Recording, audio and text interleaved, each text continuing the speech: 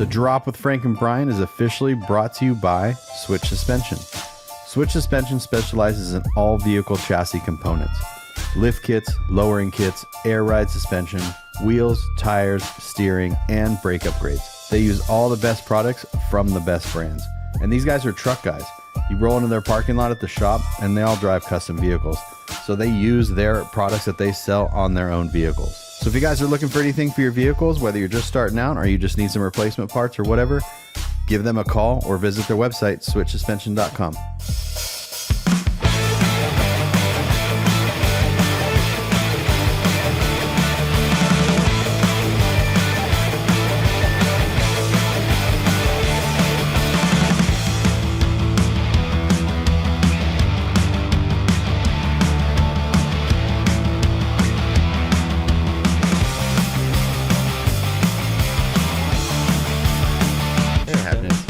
No one said we were professionals.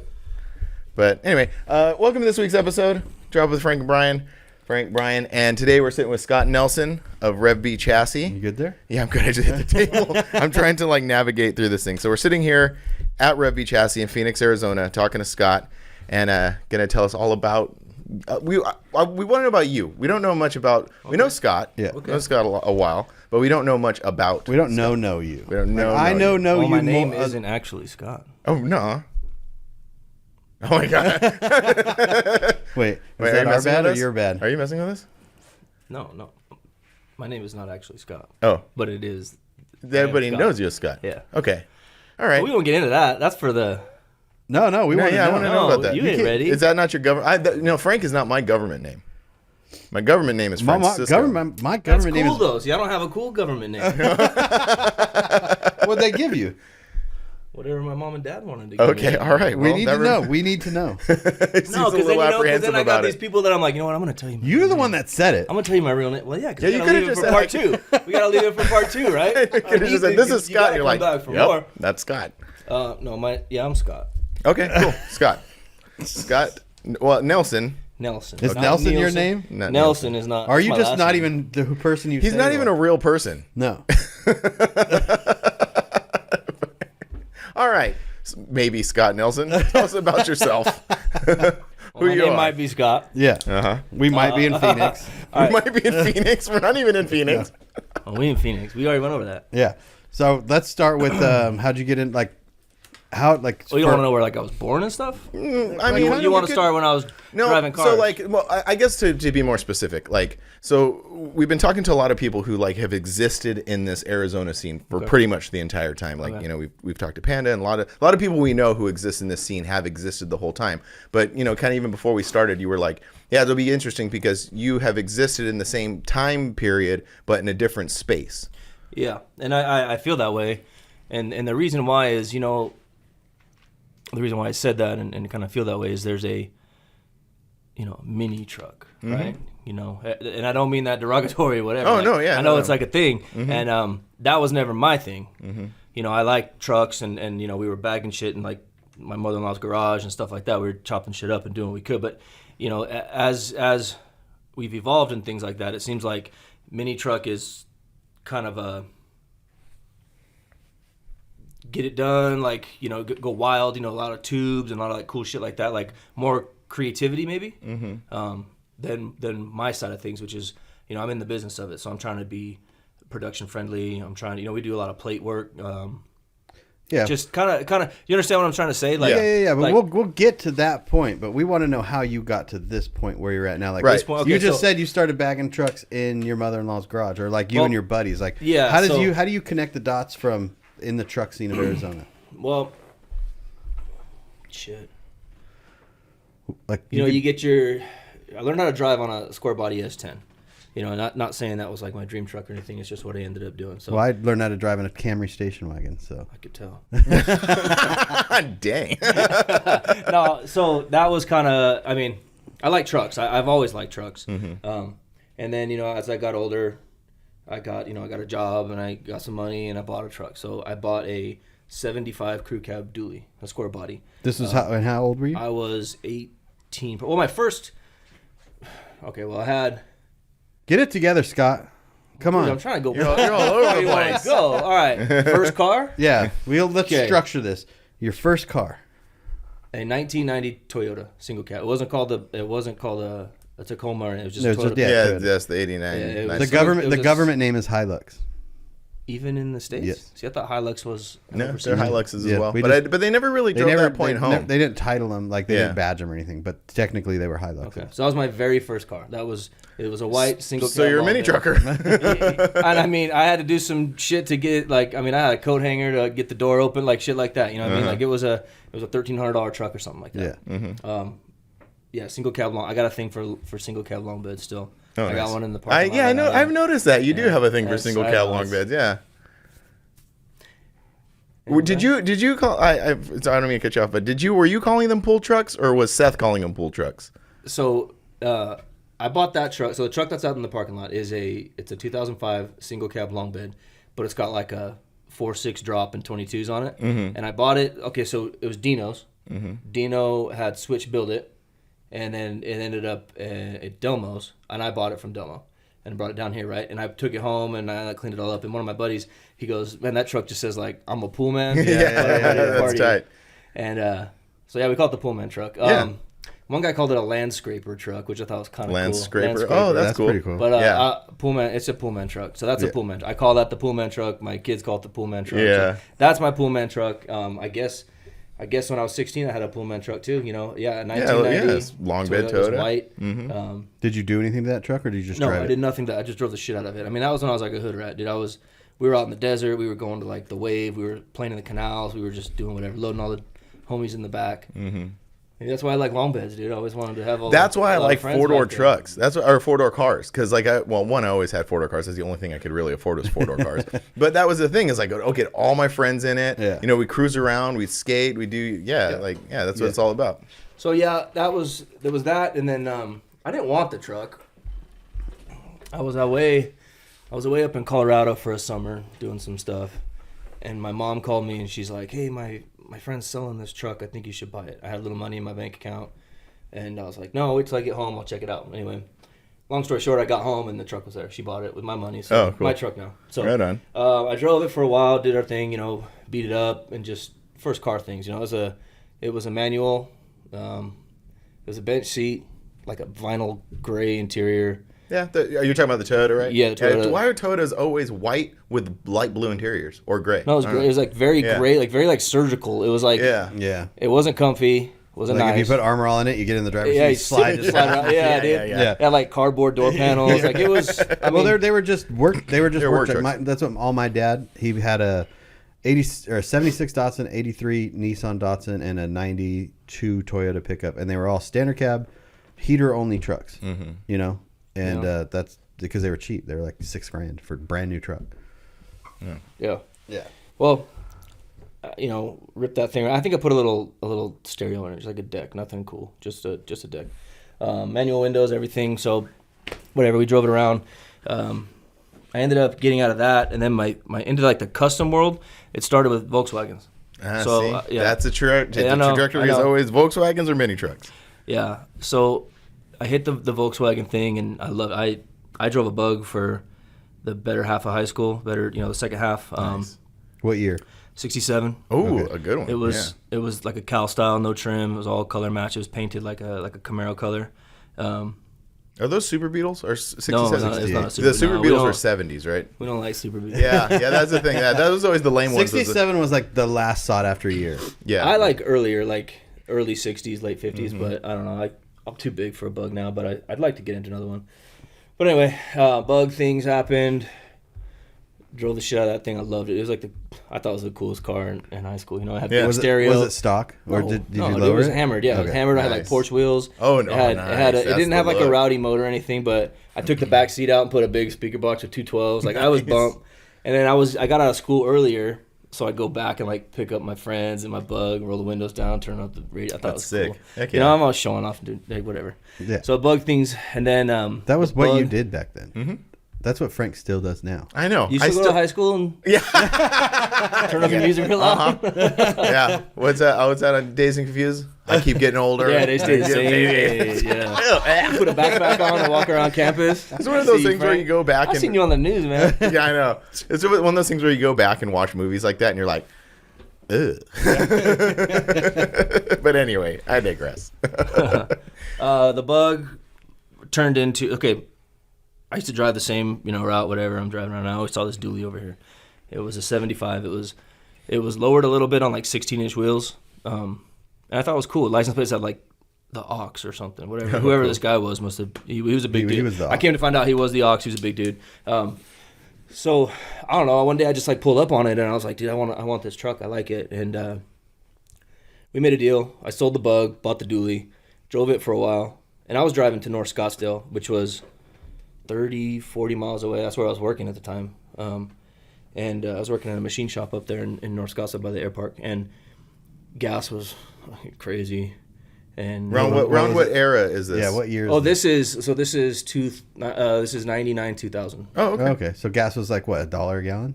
Dude, yeah, but I had So, two big ass. I don't put anybody on blast, but you're about 40 then? You're about 40? I turned 40 this year. Oh, okay. Yeah, All right, yeah. so the same age. So, I was yeah. born in 83. I graduated. Okay. I graduated in 01. So like my last year of high school, I started working when I was 14. I got a job at a restaurant when I was 14. So I was like saving money. So when I hit 16, I had a little bit of dough. I bought a car and started playing around. Right.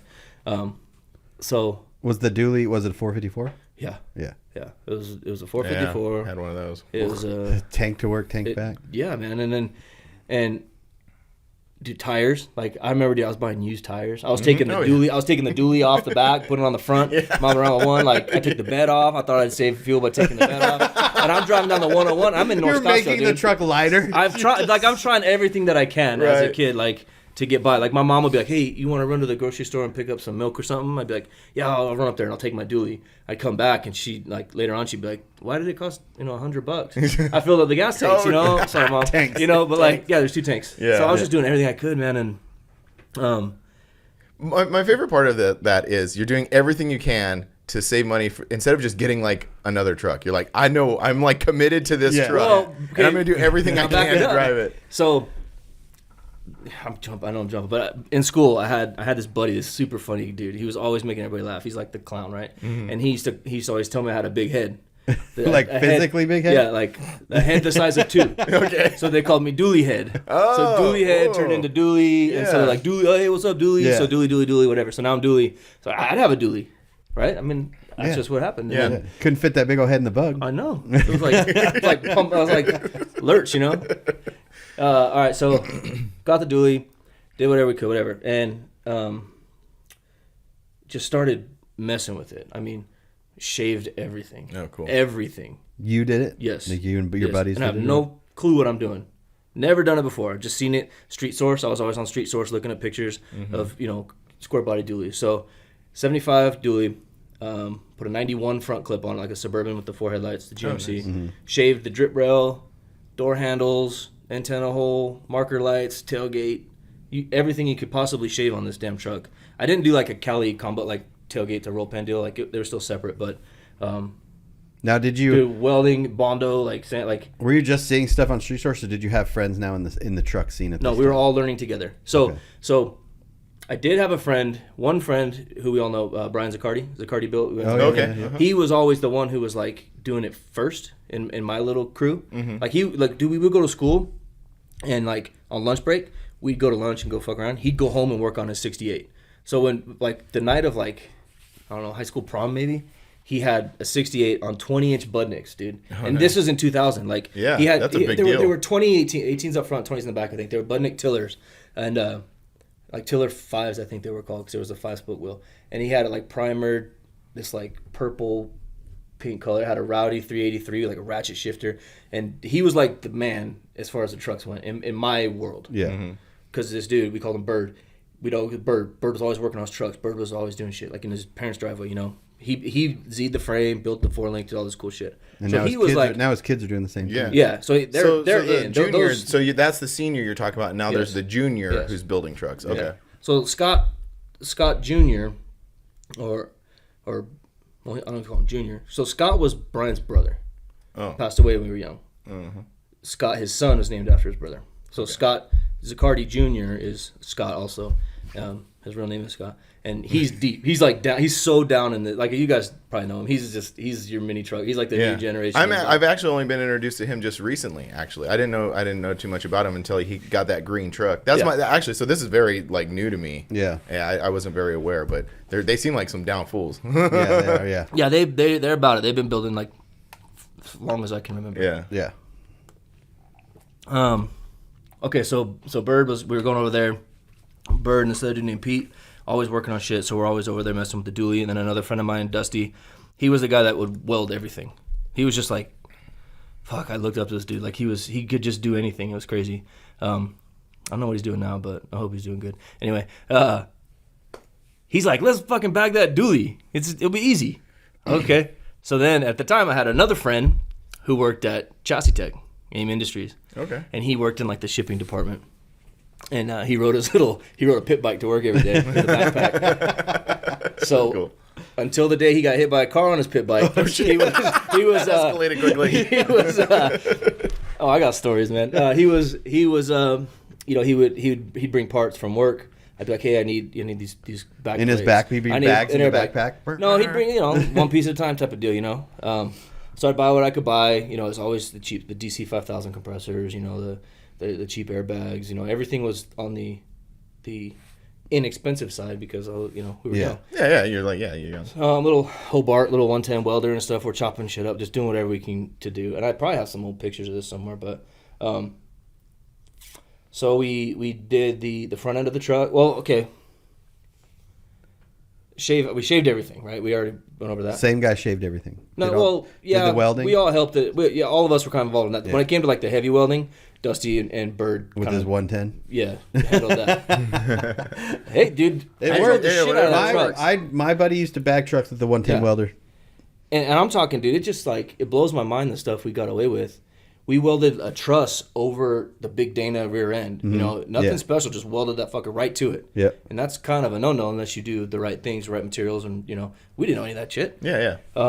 So we did a triangulated 4-link, bag over axle. Did the bag plates and like cup lowers, everything up front, just easy stuff to get the front down. Mm-hmm. And the truck never laid like frame. It laid like on the crossmember, like the traditional style. But it did good. I had a big old 10-switch box. Everything from AIM, everything you could buy from AIM.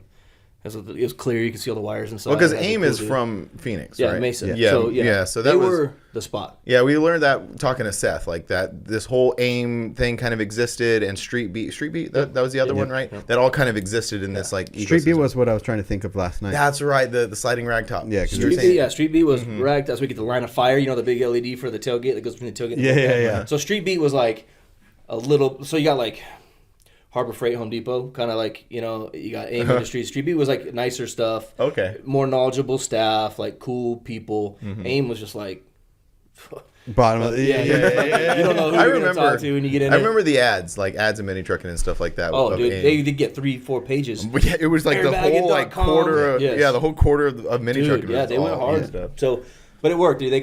They're still doing it. I don't think they're doing as much or as well or whatever, but I think they're still around. Yeah, they're still around. They just start different companies every now and then. Yeah. So that was the spot. So now you're in a bag dually. So now I'm in a bag dually, and it works. It's not a total piece of shit. And you're just you're cruising around being cool. I got power window, tweed everywhere. Oh yeah, everywhere, dude. Oh yeah. The seat was tweed. The headliner had what color tweed was it? Blue. Really? Blue. It was like royal blue tweed. Anytime the truck was blue. Yeah. After we shaved it, we're spot priming everything, and I'm like, fuck it, let's just hit the whole thing. So now it's like that tan, like Marhide, like 2K yellow primer, the whole thing. It's like a Bondo tub too, man. Like I'm telling you, like, I'd love to see the truck again now, but you don't know where it's at now. No, dude, I rented a house. And I needed like a couch and some curtains. And I was like, truck's gotta go. It's time to grow up, dude. Truck's gotta go. I sold it for fucking next to nothing. Rented a house and bought a couch and some curtains, yeah. And now is this when you grew up and got married and all that stuff, or what? This was before marriage. Yeah, before marriage. This was... This is your first stint of adulting? Yeah. I guess that was a pretty heavy. That's an adult as fuck decision. You know what I mean? Like sell the truck. Yeah. Which makes no sense. Which is to funny keep. because now that the adult decision is to like invest in that type of truck. Right. Yeah. Because it would be like, why would you? Yeah. Yeah. Oh man, if I had that truck today and kept it the way it was when I bought it, it would be way more valuable. Yeah. Mm-hmm. I think I sold it for like $1,600. I didn't sell it for very much money at all. I sold my square body at one time for $3,500, but I painted it and stuff. So I don't know. Yeah. Back then, Dude, I think I paid $4,000 for the truck and did all that shit and then sold it for next to nothing, dude. And there was a time where I like left it on my. Now she's my mother-in-law, but at that point she was my girlfriend's mom. I left it on the side of her house while I think I bought like a Civic or something to drive around after that. Mm-hmm. That was like the first car that I got like a car loan and a payment on. It was a Civic. Well, okay. So I also fucked around with that too. Slammed it, lower it and stuff? and SI wheels and all. I was like nice. Yeah, Civics with SI wheels. Yeah, it was hard, dude. A little white 4-door. It was a 4-door. Nice. I like 4-door cars. Like back to what you said, you can only afford. I choose 4-door cars. Oh, and now I would choose a 4-door. Yeah, I mean, I like Galaxies and Polos and Bugs. Those are like caddies, some of the big body like old school caddies like 60s. I like those in 2-doors. Yeah. But everything else, I'm well, those make sense in 2-doors, and then the newer stuff makes sense in like a sedan, like a BMW, like a big body Lexus, like Civics. Like those a look sick in Panamera or 4-doors. something. Like, see, I'm into that shit now. Like, which stuff? I really want like a Panamera or a Taycan. I want a Panamera too. I was talking to Jap, our buddy has one, and he was like, dude, the used Panameras are not that expensive. No, I know. So last year, I worked somewhere for 20 years. I was turning 40. I was like, fuck it, I'm getting a Panamera on my 40th birthday. Yeah. I'm going to go buy a Panamera. Mm-hmm. So you have 1 year now to buy a Panamera. Well, instead, I quit my job and started. Started this. So, yeah, Okay. so something else happened. This is your Panamera. Yeah, this is yeah, but man, a Panamera would be a lot more fun. Well, before we get there, so you're building this So dually. the dually, the dually's So hacked up. you're building this truck. You got friends who are building trucks, and you're existing in this time. So are you going to like truck shows? Are you going to like Severed in the Southwest? Are you going to Art of Noise? I mean, I went to Art of Noise. I never went to Severed. Was Severed even going on back then? See, I don't. Yeah, Severed's been going on for a while. 20-something years. And there was like pavilions. We were always at the pavilions as high school kids. That's always just like a Saturday night local thing. Yeah. You never went to any of the river runs or anything I like did that? Trucking Nationals when Trucking Nationals were hot. Oh, did you do it out here? At Firebird? It was at Firebird, yeah. That was my Tacoma was there. Yeah? Yeah, my red Tacoma, the one that's over at Pandas. Uh-huh. I have a picture of it. They did a big cruise from out. I didn't drive it because my mom was getting married at the time, so I was there up in Big Bear. But my buddy drove it out. And there's a picture of Finnegan in his Tacoma, Jamie in my Tacoma, and a couple other guys from an overpass driving out to that. That's cool. Yeah, Trucking Nationals was a good show. Yeah. We had fun at Trucking Nationals. But aside from that, like all the little like small like club things, like the club thing is so over. Like I never messed with that. Like you Trevor, never had friends or anybody who were in clubs? So Trevor worked at a shop called Creepin' Customs. Did you guys touch on that? Yeah, we talked. So the owner of Creepin' was a friend of mine, Roger. Roger started Creepin'. That's when I found out about Trevor. Okay. So Creepin' Customs was like a shop. I'd go in. I like bought stuff from them for other cars and stuff. But that's where Trevor was sort of introduced the Panda truck because with the spray painted Panda on the side. Yeah. I was like, fuck, that thing is so sick. Yeah, like, I love that. I love that paint job. I was telling you, there's these dots that connect to everyone out here. All these business owners now, RevB, Tray 5, Hogan Built, like Street Beat, Switch. There's these all these connections. No, there is like 7. What do you call it, 7? Because it's not like layers. Southern California where it's massive. It's very small. Yeah, and it's only. Is it small or is it just that we just know each other? No, like the physical area. Physical area is small, so you only have so many things. Like in SoCal, you have the beach, you have the Inland Empire, you have the deserts. The deserts didn't go down to the beach and hang out with the people that were at the beach. The Inland Empire guys didn't go to the beach and hang out at the beach. So like you had the Inland Empire, which is one area, and like, but here you're forced to move around. Right. You know what I mean? So kind of coexist. Yeah. Because there is no it's all the same. Pretty much. Yeah, I see. Yeah, I mean, I guess. So it's super. So it's super interesting to me because now you talk to more of these people and you're just like, oh yeah. And it's so interesting to me that you existed in this space and never got into like a club or did the club stuff or anything like that. I mean, me personally, no. Clubs were never for me. They're still not. I don't. I mean, I think it's cool as shit. Like, I love watching like all the club guys do their thing and put shows together and you guys have your meets. Like, kind of, was that a club thing you guys were at last night? A club hosted by. I like that. I think that's cool. You know what I mean? But it's just it was never for me. But you I don't know why. These things existed. Yeah. Oh, okay. Yeah. Like Aftermath. Like Aftermath was big out here. Yeah. I still don't know a lot about clubs. I'll tell you that. Like, I mean, I see like the Sunset Boys. I see, No Regrets, of course. Like those guys are big. Severed, and Aftermath were like the two that I was aware of the most. Yeah. But they had Severed always had a huge presence out here. Yeah. And I only know Aftermath because I used to go to this dude's house who was doing like an avalanche on like, God, I want to say he was on like 24s or something, and they were like the biggest wheels I'd ever seen in my life, like a body dropped avalanche. Yeah. And I think I know he was Aftermath. I don't know what happened. That's the white one. I don't know what happened to his name was. I think his name was Willie.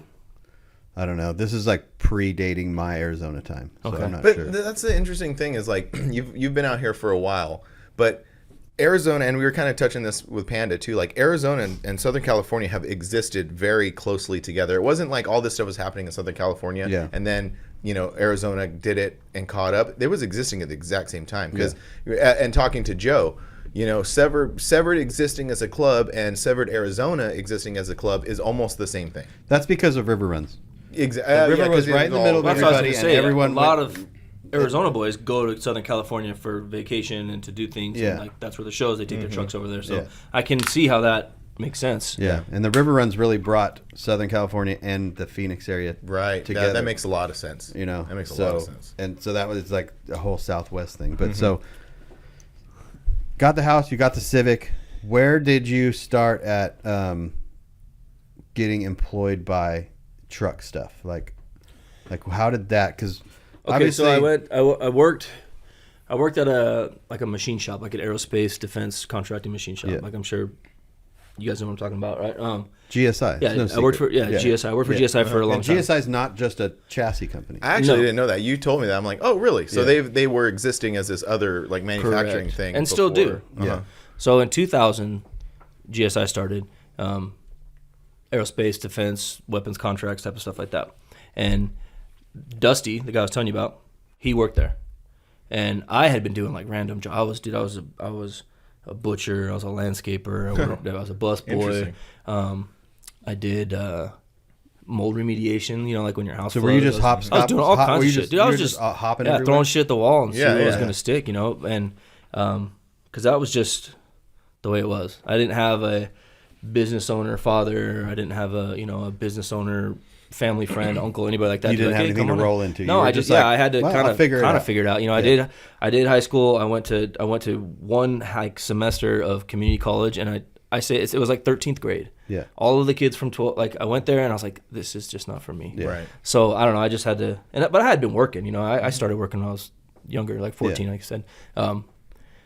So this, I did that. I got that job. I'd learned so much there. Like, I mean, I started doing like the bare minimum, right? And we weren't doing anything automotive related whatsoever. Yeah. So we're building stuff for the government, for whatever, machine guns and stuff, and cool shit. Awesome shit. That's when he lost his government name. Very. That's why he won't tell us his government name. Very, very interesting stuff over there, and it was cool. And then, but in the meantime, we were always bringing our little projects in after hours because we had all this cool equipment. I mean, all these cool people who were interested in building things. There's guys who like to build things, anything, they don't care. And there's guys who really I want to build a car, I want to build suspension, I want to build an engine, you know what I mean? And there was a little bit of that in that shop. There was guys who could build anything, no matter what it was. Then there was guys who wanted to build a bag truck. There was guys who wanted to build a lifted truck. Guys who wanted to build a hot rod motor, shit like that. But it was always after hours, right? And I built a full airbag pan for a Volkswagen when I worked there. We all machined all these parts, like collaborative. All of us got together and we built some really cool shit. With access so I had a 63. to the best machines. And machines. I mean, we didn't have like laser cutters and stuff back then, but we had some cool stuff to get it done. So we built some really cool shit. A full independent air ride beam, independent rear suspension, like body off the pan, put it all back together, drove it once, traded it for a sandrail. Like that kind of shit happened. So we're pulling our trucks in, we're doing our stuff. Like even the dually, we did some stuff with the dually there. So I was employed at this place that had the capabilities to do all of that. But as far as a business, that didn't happen until 2015.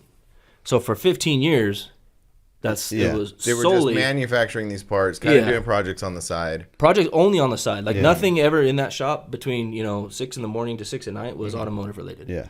And then we were just like the knucklehead kids who were a bunch of high school buddies that came in, and we were like pulling a shitty car in and jacking it up and fucking around. Yeah. So that happened. And then It turned into somebody noticed that we were making crap, for ourselves. Can you do that for me? Yeah. So boom, there's that. Oh, can you do that for me? Yeah. Boom, there's that. Hey, we could probably do this. So then that's where that whole side of that company was born and elevated from 2015 to now. And then basically that's how it happened. You ran that side of that company. I mean, give or take. Very involved. I was very involved. I was very involved in that side of it, and like unnaturally almost. Like I was almost like I don't want to. I like this as my hobby. Yeah. I didn't know if it was going to take off. Like I was like, hey, if I transition over here, am I still gonna have a job if it doesn't work? Kind of deal, Oh, I see. So I was like, I was interested and I was comfortable and I was like excelling over here. And I thought it was really cool building shit for like fucking helicopters and boats with big guns. And I thought it was really cool. Then it just turned into kind of the machine it turned into, and I was like, fuck, this is fucking cool. And then so then I started making stuff. And then it accelerated so fast. Exponentially. It just went whoop, like just took off. And so I was like, now that's my job. Yeah. That's my personality. That's everything. Like, and I'm in. And it went from did you travel a lot prior? Did you No. go anywhere? So, because you went from nothing and then you were just all of a sudden. Yeah. Every 2 weeks I was 15, somewhere. I realized 15 because that's when we started like kind of getting heavy and traveling and going to LSD and stuff. So that was around the same time. Yeah. And I remember the big GSI trailer going out there. And That was a little later because because the I think it was big a show couple didn't years. happen. Yeah. So 15. I have a picture somewhere that our very first car show was Good Guys in Scottsdale in I can't remember. I think it was November. It was either November. I think they do it in November and they do it in March. Yeah. And we pulled up with a small, like a 16-foot enclosed trailer, and it was just black and it had a GSI sticker on it. And we rolled one frame in there, which was a stock frame with like modified suspension, and we had to tote the cab in on a pallet jack. And we had to like sweet talk everyone at the doors to let us in. Me and Bird, Brian Zaccardi, because he worked there with me. Oh, okay. So we were like, hey, we got to get this cab in. They're like, no, you can't bring shit in on a pallet. We walked it in from the parking lot on a pallet. That's awesome. It's a big parking lot. And we got dude, it was, and there's like a ramp to get down in there, so it was a mission. Cab. And then we get it there, and now we had to lift the cab up and set it on the chassis, bolt it down. Like we're building this thing. Do I remember we got some intros the day, like really early on, but like late for the deadline of the show. We got some intro wheels, some smoothies. And I remember we went to put the wheels on at the show, and the brake rotor, the hub register was too large. So I remember taking the rotor off, running it back to the shop where we had all the cool equipment, and the lathe was tied up or something, so I had to throw it in a mill, like a vertical mill. So I had to put a brake rotor. Typically, you'd do this to a brake rotor. So I put it down, and I had to go in here, and I had to CNC this thing, run it back to the show, bolt it up, then put the wheel on, then put the cab on, so we could have our very first like presentation. And it was a table. It was a fold-up table, and just two guys sitting there like, yeah, we build these frames now. And that was the first time you were like in that position in the front of the public. Yeah, for the most part. I mean, other than social media, I guess. Yeah. But I think that was like my first. Was that a good feeling? It's good when it's good. Yeah. You know what I mean? Like when people are responsive and they're. But they're do you like that part? Of, yeah, I think I do. I think I didn't know that I would. I was like, that's not me. That's not for me. But I sort of maybe I always was. You just good didn't at know. that. I just didn't know it because I hadn't. I think that's it. Because you're really good. The one thing that also we can get into is that you're very, very good at like marketing. You're very, very good at style and presentation and making sure everything looks good and has like that's what I want to kind of. And that's where that was the seeds of it was that experience. Kind of realizing that. Yeah, like. And that's why I want to fast forward. No, for real. Thank you. No, that's super important to me, and yeah, thank you for saying that. Yeah, cool. Well, we really want to good fast forward through that okay. timeline. Okay. We just wanted to get to that to where you. Okay, so now we're doing that. We're starting traveling. You fast forward through that, and then we're traveling all the time now. Yeah. And I'm like, we're doing car shows where there's like a crew. There's a couple guys here, a couple guys there. But I'm there at every one. Like, and then car shows are usually a weekend, so I got 2 days before and 2 days after for traveling. And we're driving everywhere, and that was tough. Mm-hmm. I got at this point, I've got. Let's see, what year was it? When it starts kicking off, I have one young son. Now I have two, but so family was starting and stuff like that. Yeah. So traveling was difficult. The balance of it all. Yeah. I loved it because I'm like, I got to do this. This is how the company's going to explode. This is how we're going to do great. This is how I'm going to do great. Whatever. This is how we're going to we're gonna make it, you know. So I was like, I got to do it. It caused a lot of problems, stuff like that. It was tough. So then it turned into like where I am grateful for some of the moves that were made at that place, because then it was like, instead of me having to drive everywhere, I started to be able to fly in. Nice. So like a couple guys would go and they'd set up, then I'd fly in, do my thing, and fly out, which helped me kind of maintain the balance. You know, sure, it was probably expensive, and it was a generous thing on the company's behalf. So I do appreciate that. But so yeah, traveling, because dude, you guys know we were at a show at least once a month, maybe even more. Yeah. So yeah, because when you're starting off, you have to do. You have to. I believe you have to, and I think it was important, and it definitely helped. I mean, you could attribute the success of what we were doing to being there, presence, and talking to people, right? Yeah. So now we can almost get to now. Yeah. Well, there's only one other thing that I want to touch on in that whole like space. So when you you're doing this traveling, you're showing off this product, and then you kind of you change your social media to GSI Scott. And that was what was the term I used yesterday? Moniker? Yeah. Yeah, that was like you kind of like adapt that into your personality. You are GSI Scott. Yeah. Well, was that purposeful, or did you just like, well, I'm working for GSI, and so I might as well put this on my handle? It was purposeful, like I meant to do it. Like, well, yeah, like that was the intent. The intent was to be to project myself as as 1,000% invested in this, That's and this is what I'm doing, and yeah, so absolutely, you know, and I'll tell you. So where did I? Because after a while, that's how people would just refer to you. Yeah, they'd just be like, "That's GSI Scott." Yeah. Okay. So yeah, when I first started social media, I remember I was riding to lunch in the back of a extended cab. I was in the back of an extended cab, stand with the little jump seat. So we're riding. Me and my buddy sitting across from me. We call him Weenie. He's a really tall, really skinny kid. We just call him Weenie. So like Weenie he's way younger than me. He's like, dude, you got Instagram? I'm like, what? Yeah, what's Instagram? He's like, you gotta have Instagram. So I'm like, here. So he set me up an Instagram, and at that point, he was spelling everything like the S was a $sign. Okay. Like, right. So it's like, so there was a time people called me like 50 Cent, because it was like SCOT. Like my name or whatever was spelled in. I don't even know what do you call that. Like I know there's a word for it, but so that was it for a long time, and then so then people were like, all the homies and the C10 guys were always calling me 50 Cent and stuff like that. Like, it's funny, last year I had a birthday party, and Jason Berlin, Arizona High Test, he, on my card that he gave me, he wrote my old school Instagram. Yeah, he thought it was pretty funny. So yes, I turned into GSI Scott. Now I'll tell you why. What gave me the idea is AccuAir. Okay. Everybody on AccuAir's team was AccuAir something. AccuAir Reno, AccuAir Dustin. And I was like, that's fucking cool. Like, you're about the company. You're, anybody who looks at you, they associate, so I thought that was very cool. I still think that's very cool. Oh yeah. I don't mean to take you off track, but real quick, like I noticed in your office over there, you have a picture that says "Hustle and Flow." So do you know Mike Alexander? Okay. Yeah, so that was you guys are very Doug. I noticed you guys are very similar, like as far as your approach to marketing, because like he was the same way when he had Slammed, it was always Slam Mike or anybody who was involved. Mike is a fucking G when it comes to marketing, dude. That dude knows. Sure. And I've talked to him. He's given me some I like Mike. I like Mike. But yeah, Hustle and Flow, that's Mike, Flow. But Doug Berkmeyer, he painted those. Yeah. And when he was doing that, he was doing some like Instagram thing. I was like, yo, I got to get one. That's sick. Like, so I framed it, and I've had that. Like, that came with me here from over there. Like, that was in my office. Yeah. So I really like that. I look at that all the time. I like that picture. That's cool. Yeah. Because I like graffiti. I like art, stuff like that. So it is. Yeah, that's cool. But yeah, I do know Mike. Shirts, I printed those shirts. Oh, did you? Mm-hmm. Yeah. Doug did a GSI design for me too once. That went to a couple shirts, but we didn't go too hard on it. But Mike's cool. I talk to Mike every once in a while still. Yeah. So that's kind of no. But that's because like you were talking about that you saw AccuAir doing that, and you're like again just kind of emulating that good approach to marketing.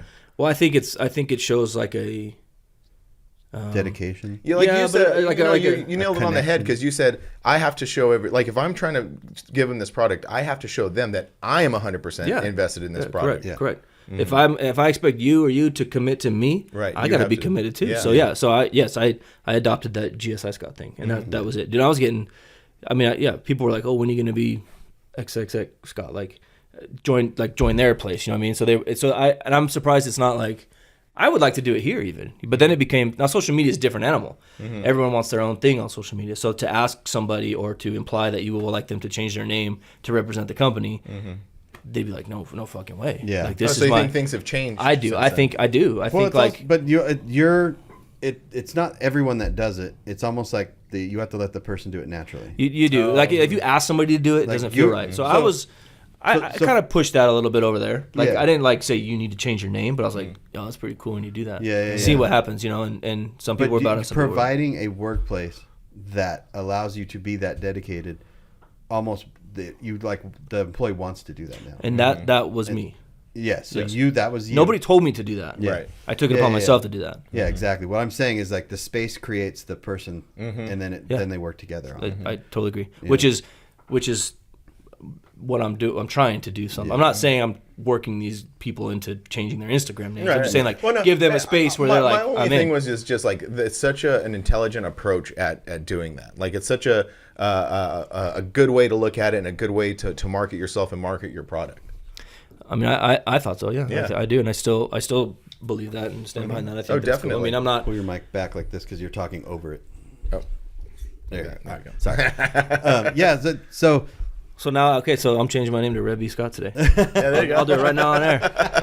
But so fast forward through that because we don't Okay. we don't need to nest Okay. on that Yeah, yeah. topic. Right, You know right. what I mean? Like Well, I mean, there is, because I think that's where a lot of things I learned a lot there. You know what I mean? Like, sure, I could put a 4-link, but why?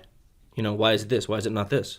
Why is it up here and not here? You know, like we learned a lot of that kind of stuff. I was gonna there. say, so you learn. What did you learn there? Like what as far as geometry and all that stuff? Was it? Did you? Well, I know what works and what doesn't work. Did and you I know. absorb any of that stuff? course, like yeah. the math to it all? Or Yeah, I mean, there's definitely there's engineers and designers and people that I leave more of that to. Yeah. I'm more I want to say of an influence or a guide more or less. Yeah. You know, I know what I like. I like it to look a certain way, and I like it to perform a certain way. So now we gotta find that balance. Well, that's an interesting thing too, because like, you know, I keep, and I don't mean to keep harping on it, but you do have this great vision and great like eye for style and stuff. So it's also a really good quality to have, to say like, I know exactly what I want. I know how I want it to function, but then I need to get this person who knows how to do that process. Yeah. And I've got some really, really good dudes, like people who. But we need to get to this point in the conversation. Okay, we're still We're still at GSI. Okay, all right. Okay, We so need to I learned stuff at GSI. cut that. I was. You were no longer at GSI. I'm no longer at GSI. You So that was. started RevB Chassis. RevB Chassis. Okay. So my 20 years is in. I'm turning 40. I'm like, hey, shit or get off the pot, bro. Like, stop. You know, I'm not happy. I'm not. Terribly hard decision. Was it? No, it was a long decision, dude. Long Like it wasn't a decision, snap. Like I didn't wake up like. Well, you knew you wanted to do it. So I was but- like, dude, I'm not. The direction wasn't where I saw it. You know, Yeah. I wasn't like proud of it anymore. I wasn't like, and it was just, it turned into it just changed, right? Yeah. And Sometimes it happens like that. yeah, Well, and it's one of those fine. things And they're, when it's not your company, it's like you. but see, the hardest part is whether it wasn't mine, but dude, I felt so much Yeah, you're like so it invested was. in it. Yeah, Yes, yeah. just like, I mean, half of my life. Yeah. Oh yeah. I grew up there, like. And started from the birth of the truck part of it. Yeah. So like there was like 3 of us, 3 or 4 tops, like involved in those conversations. Like like we sat at the table. What are we gonna call this? Is it gonna be a different name? Is it gonna be so and so customs or so and so chassis or so and so whatever? Like I'm like, let's just call it GSI. Like because almost is like, okay, we're about to take off into a new venture, but we also gotta kind of pay homage to the place that started it, which is also that name. Yeah. So let's just do it. The first place isn't like it's not known. Yeah, you you're know, not selling stuff to the No, public. and you have Right. to. It's low key and it has to be that way. Yeah. So, let's just call it the same name, and it worked. I think it sounds good. It looks good on the logo and stuff Yep. like that. So, yeah. So, hard decision, yes. Long decision, yes. But I have so many people like backing me up, like for years, telling me, I'm like, no, we're gonna ride this thing out. Like it's gonna be sick. We're gonna take over the world. You know, Yeah. like. And then just I don't know what happened. It was like a Friday. I was like, I gotta be done. So I got, hey guys, we gotta talk, and that was the end of it. Then, fast forward. So I kind of laid low for a while I was doing this. You know, finding a space was very tough. Did you know? Finding commercial real estate out here is not easy. No, it's insane. Like I mean, that's why we're way out here. Like I live 30 miles away. You know, I'd love to be closer to home, you know, but I remember you saying on Ronnie's podcast that it was really important for you to be in Phoenix, like proper. So like you're from Phoenix, Arizona, but you don't want to be like in Mesa or like in Goodyear because like am I correct in that? Like I thought I heard you say that. No, it's nice because we're kind of central and we're right by the airport. Like so, I've had people fly in and they stop by on their way to their hotel. Oh, cool. So it's kind of cool. Was that like a main like tick on my list? No. I don't want to go to like Goodyear and nothing to get. I just don't want to go farther away. Like I'd rather go east. So Phoenix was about as far west as I wanted to go. Okay, I wasn't sure. Like no, maybe I made that up. I don't know. Probably. I mean, I may have said something like that. But Phoenix is a good place to be because it's somewhat central. But yeah, out east kind of would be better for me. Right. But dude, it's expensive. So we had to find a nice place, and you know we put a lot of work into making it nice. And and again, I don't want to like keep on harping on this, but your sense of style, like everything. I noticed walking around here and looking at everything is purpose built. Yep. Everything like right now we were just talking about this wall behind you, about you put this brick layer on there and then you did the extra step of taking the black paint and because and it just seems to me like you look around, nothing is just put there. Everything is like purpose driven, which is nice, you know. Like I wanted this, like for example, this like I put up the bricks and stuff, and I'm like, okay, brick is cool, but there's nothing in the shop that is reddish, orange, you know, whatever. So I'm like, everything in here is black and white. That's kind of like my thing. Black and white, maybe a little pop of blue. Yeah. If you notice, there's some blue stuff. Blues, so there's like, and I had that vision before paint even touched anything. Right. The blue was influenced by my buddy Derek. He's like, we gotta throw blue in there because he wants like a race shop. You know, he's all for dude. Oh yeah, the race shop. So they always have a stripe. They always have a stripe. So I was like, all right, well you got to do it. So we did the stripe together, but the stripe is 100% for Derek. So when you back to you made the decision and. Man, you're being like dad. You're like keeping us. We're like the kids. Well, yeah, because if we jump too far ahead, we run out of batteries. We'll never come back to this spot. No, it's here. important. It's important to do that. Yeah. Okay. Well, because we haven't said RevB one time. Damn, we did say it one time. Yeah. Right. So because I don't know. Anyways. Yes. Because we can get right back here real quick. We just need to touch on you started a new chassis company. Yeah. Yeah. Well, because it's what I know how to do and it's what I like. Like I fell in love with it. Like not even just the like creation, the creativity, the like building something process, but it's like I've met so many cool people and done so many cool things. I don't want to lose it. I don't want to go build pools or do something else with somebody else because I know that I would miss it. You wanted to stay in the space. Yeah, I think it's a good space for me. You know what I mean? Like I think I'm not finished here. I haven't done everything I wanted to do here. Yeah. It is a creative outlet. It's all that stuff. I mean, of course, it stresses me out, but I can't see it any other way. Yeah, anything's going to stress you out. Might as well be stressed out over something you like to do. Yeah, and dude, and there's so many like perks, like this. This is fun. Like you guys are cool. You guys are fun. You're sitting in my shop. Like, I love it. You know what I mean? Like, and I just cool cars and cool people. Car shows are fun and so just all of it. So how do we get to the name? Oh, dude, I've had the name for a long time. Okay. A long time. So, because names are tough, right? Oh, yeah. Names and... The name and the logo was already... So, Derek is like my number one dude. He's like my best friend. We were talking about stuff forever. Every time, and he worked with me over there. And things would happen, and we weren't able to change them, right? Because we weren't the shot callers over there. So, it's like... So RevB means revision. It means a change. It means an update, right? So everything was always like, oh, when we do RevB, we'll fix this. When we do RevB, we'll make that better. When we do RevB, we'll make this. We'll correct this. We'll like so we're building the chassis and something's weird. Oh, when we do RevB, we'll do this, or when on RevB we'll do this. So it came time to come up with a name, and there, you know, we were again throwing shit out there, and I already knew. Anytime someone suggested something, I was like. No, I'm just waiting. I'm waiting to hit him with it. You know, I already had it drawn on paper. I had everything. I was like, no, this is the name. Yeah. and that's it. This is what the logo looks like. This is what the aesthetic of the entire company is going to be like. Did you draw the logo, or did you have someone help you do that? I drew it on paper first, and then I sent it to a guy, and he digitized it and did his thing. And, But did you draw it exactly how you wanted it? Yeah. Like, really? Cock like that, blocky. Yes. Yeah. Everything. Yeah. I mean, I didn't get down to like what angles it needed to be, but I was like, okay, just italicize a little bit. I want it to look like one word, but split up the two. You know what I'm saying? Yeah. That's really cool. And then, sometimes speaking it in existence like that is just you've been talking about it for so long, you know, and then it was almost just like a natural, like it gets to a point where you're like, of course it's going to be like that. Like it's not even a question. Well, you went through like, a change, not a change as far as a workplace or anything like that, but just like a brand rebranding. change, which is very similar to that. Yeah. And it's not easy. Oh, it's not easy, and it's kind of scary too, because you're like, as much as you're like, that's what it is. This is what it's going to look like. Did you ever have like in the back of your head, like, what about if it doesn't work? Like, what about if people don't like it? no, dude, and this is the first time in my life. Like, I am not I don't give a fuck person at all. I am very conscious and aware and considerate and worried if other people are going to like what I'm doing. I really am. I mean, to a fault even sometimes. But with RevB, like I was like, you're 100%. Yep.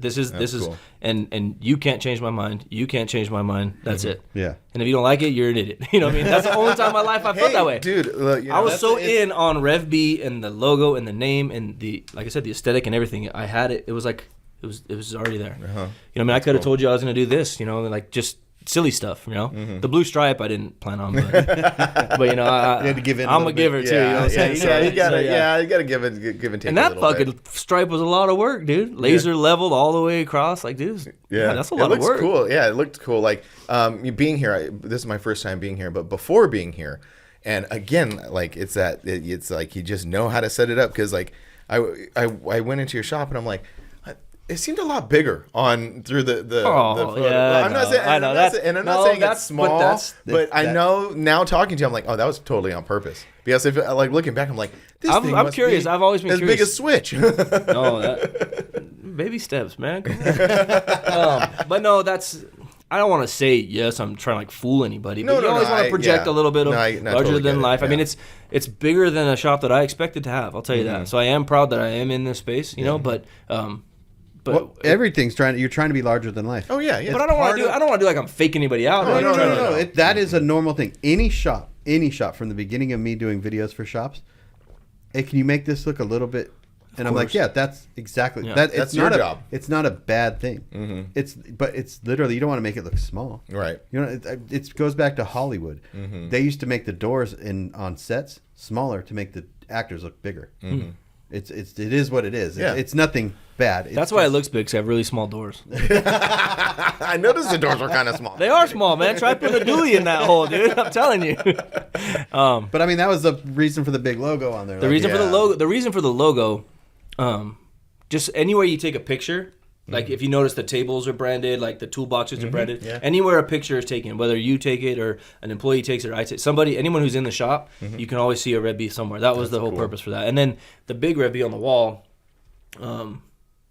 was like, you know, we finished the chassis, like that's gonna be like a little staging area where we do a little thing. But now the shop's filling up, so that may not happen. But that was like one of the first things I did. I was like, I got to get this, and that's a wrap. That's not even painted. That shit was. And all your racks too, right? The racks are all powder coated, yeah. So I got all the pallet racking. They're not orange, and they're like orange and green and shit. So I took them over to. Oh yeah, they're black. Yeah. Oh yeah. So Caesar at Matador, he powder coated everything in semi-gloss black. So all the shelving, all that stuff, and that's all silly, but no, it's not. I know it's such an important thing. Well, because if you walk out there and everyth's like tight and nice, and then you got these bright orange racks and I'll tell you, shit. Going into a shop that's kind of all over the place it's a little stress. It gives the person anxiety a little bit. Like well, my theory behind it is, you ever been to a transmission shop? Oh, yeah. Dude, I was in an engine shop the other day. I was like, God damn, these guys are building engines. Like those old heads, like the old dudes from like the 70s building motors and stuff, and there's just stacks of shit everywhere. And they know exactly where that's how this dude. That's exactly how this. But then but then like that one time when that transmission went bad in one of the trucks, and the guy like whipped it out real quick. Yeah, that's the other side. Those old school dudes with the machine shops, like the engine machine shops, like they have like a cardboard box with all the valves and everything. Like, oh yeah, this one. All us new guys are like, oh, it's gotta be nice and pretty. Yeah. Well, to that point, you know, and I've heard this from visitors and such, like when they walk into the shop and they see there's pride in the shop and the cleanliness and the lines, and not talking about just the paint, but like all the visual stuff. Like you can tell we take pride in the product as well. Oh yeah. Like the appearance of everything is everything. Yeah. You know what I mean? Like, yeah. So that was really the main thing, is to try to like make the customer have enough confidence. And it in works. you Like to be every person give is me- like, God damn, this is really nice in here. And then, Yeah. oh, it's a really nice frame. Like, yeah, of course it is, because we pay attention to the details, all of them. Yeah. So I mean, that was important to me, to make the shop look nice and be presentable without going ridiculous with like spending. You know what I mean? Yeah, 'Cause not making money at that It point. doesn't take, like, the difference between it being chaotic and cleanliness isn't necessarily like a cost thing, you know, because it doesn't cost much to make it look super clean. Yeah. But it's the mentality behind it. Yeah, you're right. I mean, there's a cost associated for sure. Well, but it's also- I'm sure. but no, you're right. It's if you let something go for too long, it gets so hard to clean it back up. Right. So you just got to kind of stay on top of stuff, and constantly moving things and cleaning things. And I'm trying to keep the guys, before the end of the day, they clean up a little bit, and then before like Friday, they'll spend a little more time cleaning up on Friday, stuff like that. So that was important to me, to have a nice, clean shop that looked good, presented well, because I'm trying to get someone to trust me. So I gotta show them that I'm confident in This myself. stuff's not cheap. It's Right. no, So no. it's like, it's a trust factor. And I mean, I think it works. I Yeah, think definitely. I think it's cool. I mean, So that's all like the style aspect of it. But so what is it going from a well-established company creating chassis into doing your own? Like, what is that process like? What is the feeling? Because I would imagine it's really nerve-wracking to say to start something from scratch, something brand new. Like how was that process for you? like it was the nerve-wracking, scary part. It's there, but like the heavy side was short-lived, because when I went kind of like public, if you will, I had support like immediately. I'm talking like, dude, like old Everybody clients, was- like old like friends saying nice things and stuff like that. But I had people like, I'm in. What do you need? How much? Like, I will buy a chassis right now. How much does it cost? I don't know how much they're gonna cost. I haven't built one yet. I don't care. Here's X amount of dollars. Put me on the list. Like, I haven't seen it. I don't know anything about it. What's it gonna like? They were in, and I had a group of good people who were ready to do that. I had people who were like halfway through a build already. They were building a truck with me. That's what they told me. They're like, I was building a truck with you, and now I see. now you've moved, so let's make a change here. So now they're moving. They're selling things. That's a water maker. Or ice maker. We got ice maker. no, Hey, the we got camera's ice. about to We got an explode. ice maker, dude. Ice? Yeah, Was we it got- it's a little pebble ice? No, man. Oh, we're not that fancy dude, around here. Whatever. Anyways, what other chassis company has a little ice machine? No chassis companies have Pebble Ice. Damn, I want Pebble Ice. Pebble Yeah. ice is, Oh yeah, is that's the best. That's the best kind. Like that good ice. When you go to QT and you go to the Pebble Ice side and it's out, you're like, I'm going to another QT. I'm leaving. It's like my card reader's out of the gas pump. No, man, I'll get there. I got regular. Like, I don't even. It's like, it's not even cubes. They're like little barrels with holes in them. Oh, yeah. But it's pretty good. Yeah, Rev C on the ice machine, man. Keeps the water cold. Yeah. Does its job. So anyway, yeah, that's just the ice maker making noise. Yeah. So I had good people who kind of followed me, right? And I didn't expect it, so that was a really good surprise. Yeah. So yeah, because they would tell me that I was working with you. I was building a truck with you. We were, because I'm still very helpful. Even I still take a lot of time answering questions for other products. I'm talking like install videos. Like I'm doing a lot of that shit still, like to this day, Yeah. because these people trusted me a year ago, 2 years ago, and I talked them into buying something, right? You so I still feel a little responsible. Yeah. I see what you're So saying, I'm yeah. carrying that, and I'm still doing so, and I probably will never stop, no matter what anybody. Everyone's like, "Fuck that! You shouldn't do that." That's just me. Like it's Yeah, not. It's yeah. I'm gonna do that because, not everybody has money just to like. This is their one and only shot to build something cool. Yeah. So whether they're using my product or somebody else's, I'm gonna try to help them out. That's awesome. It's also an investment for the future because if they do it again, Yes. Well, yeah, because Correct. it's the same thing that led you up to this point. You put so much time and effort into the other shop and building those relationships, and that's why it was such a natural transition. Like and even the work that you're putting in now is still just going to pay off in the future. Yeah. relationships have always been huge for me. Yeah, for like, sure. And there's like a lot of times I'll sacrifice, myself, my own like happiness, my own like personal time and space and stuff like that to take care of somebody else on this truck stuff. You know what I mean? Like, I've gone out of my way quite a few times to do things I probably shouldn't do. Like that either go unappreciated or unrecognized or whatever. But that's for me, and I like it. So I'm always going to do that. But relationships, that's how you. And it'll slowly transition into like that won't happen over the years. You know what I mean? Like, I mean, if it happens, like But like I said, that's me. That's my personality. Like I'll do that kind of stuff, And but relationships, like I've built relationships with people who have become good friends.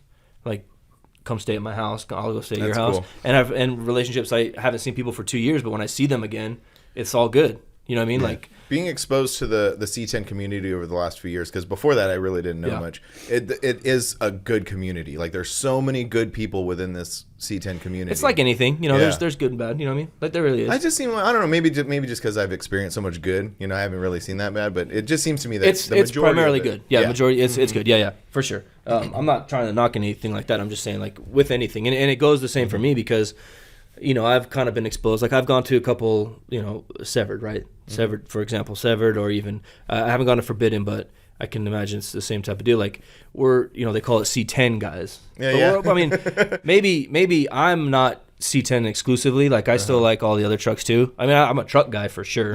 I do like cars, but I'm a truck guy. I've been exposed to the other side, like where you have been exposed to the C10 guys. I'm a C10 guy that's been exposed to more of the, mini trucks, if you will. But dude, I still love like the flashy paint. I love seeing what people do, like the stuff Trevor does. Like I love it. Yeah. Like it's not my style. I can't see us doing anything like that. Yeah. But dude, the way his tube work and all of his cool shit, I love it, dude. The dude is like, he's an artist. Yeah. And Trevor and I, we have a pretty funny relationship. I think we're pretty. That's cool. Talk some shit. he talks more shit. I'm more like passive aggressive, But yeah. But I consider Trevor a friend of mine. We worked together at GSI for a while, and even back in the Creep and Custom days. I didn't know him personally back then or closely, but yeah. So like even that, like being in the C10 world, I've gotten closer to guys like Trevor, stuff like that. Even like meeting you guys, you know what I mean? Yeah. Well, like you said, it's just the truck world. It is. It's custom stuff. It's cool. It's like-minded people. Like I don't have any beef with anybody really that I know of. Maybe it the other way around. No, yeah, you can't control that. Yeah, and I'm fine. I sleep good, Like I try to do the right things where I can and stuff. And yeah. So coming to like with RevB right now, so the products that you have C10 chassis. What? Yeah. So that's the current plan. Is just my plan from the beginning was to do anything and everything.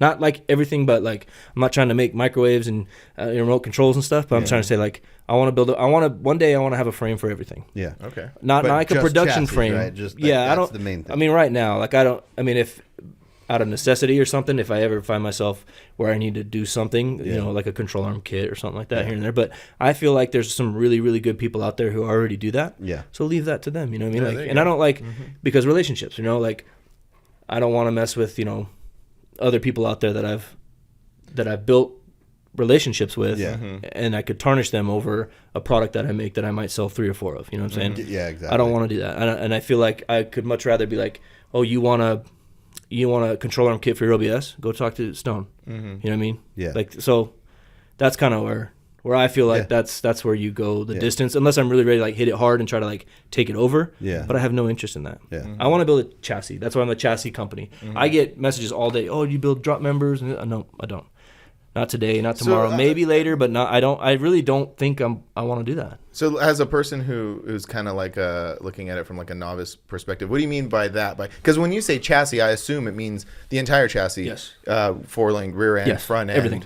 Okay. Complete, like what you see out in the shop on those cars. Okay. I want to build those. But you said that so you're not. Oh, so you're saying you don't build just a drop member to give somebody. You would have to build the whole chassis. Yeah. Okay. Well, I see what you're saying. So you call Porterbuilt, GSI, Redmond, all the guys that are doing it. I want a drop member. You get it in a box. I see what you're saying. And it's that's cool. I love that modular concept. It's very, very cool. But you don't do that. You just do the whole thing. Yeah. Okay. So maybe, and that's where my clientele is going to be different. The experience is going to be different. It's not going to be overwhelming so much because I think there's fewer guys that can spend $20,000 on a chassis than there are who can spend $4 or $5 grand on parts. I see what you're saying. Now, I love all of the people. Those are I'm the part guy. I mean, I don't need a damn chassis, but but I'm saying like it gives you some breathing room, some space. It gives me time to concentrate and focus on each one. Like the clients that I have, like you buy a chassis, like you're in now. You know what I'm saying? Like like we communicate. Here's your parts. It's getting welded, updates. Okay, we're looking at, like about 2 weeks, you're going to have a chassis. And that's, there's a lot of different things because there's a lot of, accessories and stuff. I got to buy compressors. I got to buy rear ends. So I got to stay in the loop. What wheels are you running? What engine are you running? Motor mounts, et cetera. So stuff like that. So I try to give myself enough time and space to communicate with these people properly. Customer experience. That's kind of something I wanted to found this on is that way. Right now, a lot of guys are people I already know. There's a couple good, dude, I had a guy walk in the other day, just walk in out of the blue. And he's like, hey, I want to do a chassis for a Chevy. Okay, we're talking or whatever. And he's like, let me call my banker. And he sits down across from me and he calls and she wires me the money. I'm like, you're like, well, I'm like, let's slow down. Let's no, thank you, but let's talk. Yeah. Who are you? Why do you like trucks? Yeah. He doesn't know. He saw a truck at Barrett Jackson last year, tried to buy it, and it went too high. So he said, I'm out. I'm going to just build one. Yeah. So now we're building him a truck. That's cool. We got all the homies that are involved. Like, I got the whole crew. Like, Nick did the rendering. Yeah. Jason Hightest is building the truck. We're doing all the cool stuff. We got the wheel guys on. But, it's cool. And so I'm talking a little bit more. Turns out his shop shares the same parking lot as where I used to work. Oh, really? I used to see him drive by every day. Oh, wow. In his Porsche, in his Lamborghini. And I'd always be like, that's a sick car. And now you're building him a truck. And I'm like, well, so what do you do? Where are you from? He's like, oh, I work right over there in Chandler. I own this company, whatever. I'm the CEO, whatever. But I'm into exotic cars. And I was like, no way. Dude, I used to watch you drive to work and be like, one day I'm going to get that car. So how did he find you? He called the guy, the truck he was trying to buy. Yeah. Okay, he called the guy who built the truck that he was trying to buy and was like, I want to build a truck like that. This is a guy that I talked to over there. He didn't buy a single product, but we talked a lot. I gave him advice. I said, if you don't want to spend this much money, go buy it here. Go buy it there. Built a really, really nice truck. And so when he reached out to him, he said, I know the guy you should contact.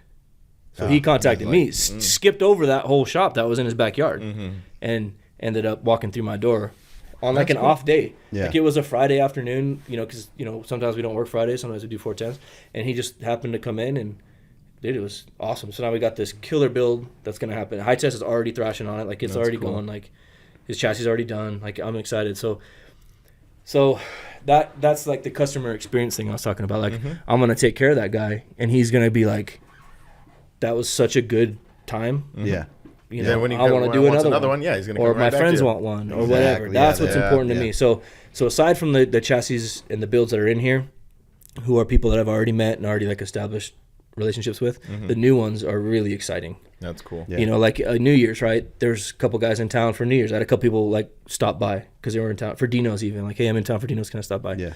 Got a couple deals out of that. These guys are really excited to work with now. And that's awesome. And just because I'm available and I'm here and I.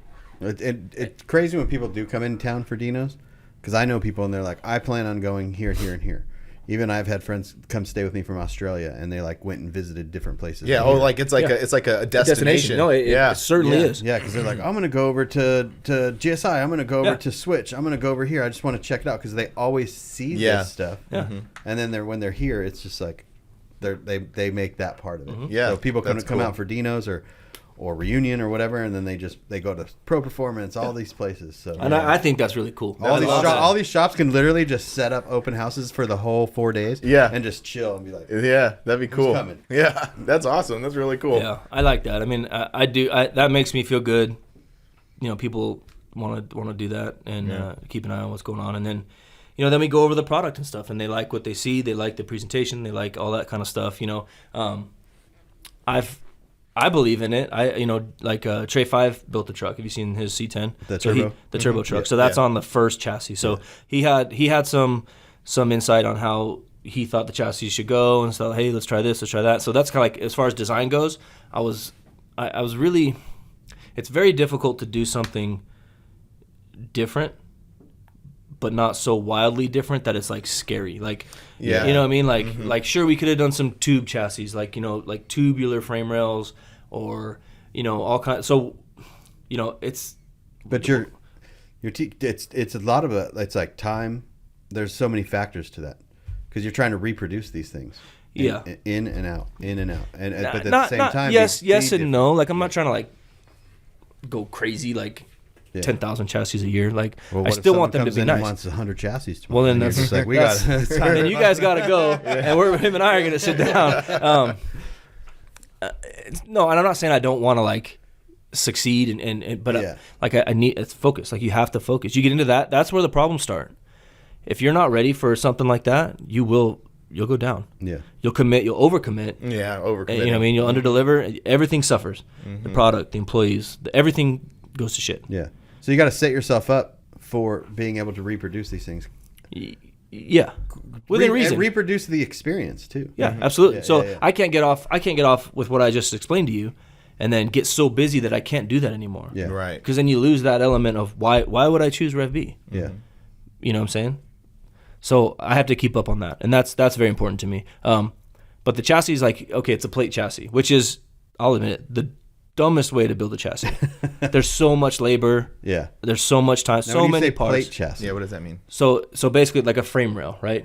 It's 4 pieces of plate that's laser cut and bent and then welded on all 4 corners. And instead of a piece of take a 2x4 and bend mandrel bend, or a lot of places are doing like a little pie cut so they can fold it and they just put like a weld over the top of the joint. Oh, okay. So when you like say plate, it's 4 plates, 2 plates, 2 plates. It's a box with 4 welds all around that. Yeah. And that's not the smartest way to build a chassis like efficiently. Yeah. But it does give you a really nice looking product if you do it right. You know, and I think that, you know, you want that element of quality and you want that like sex appeal. Yeah. You know, for lack of a better word, like it's got to look hot, you know.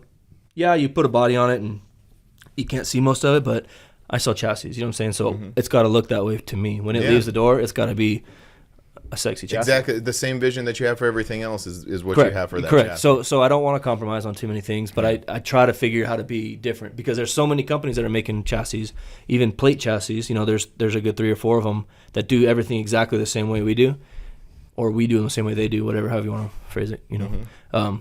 So how do we make that different? How do we make that look better? So there's just style cues.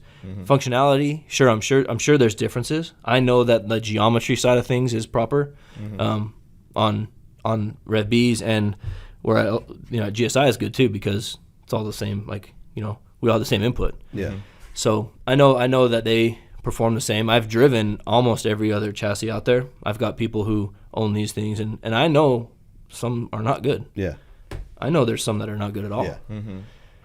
But they kind of don't care. People like what looks cool, and they like, you know. Hey, a lot of people also don't know. Well, they don't know what doesn't. Yeah, they don't know what doesn't. They feel just good. think like, especially if you've because never it's expensive, ridden it must in a be good truck. Like, I've never ridden in like a badass truck until I rode in my buddy's Tundra.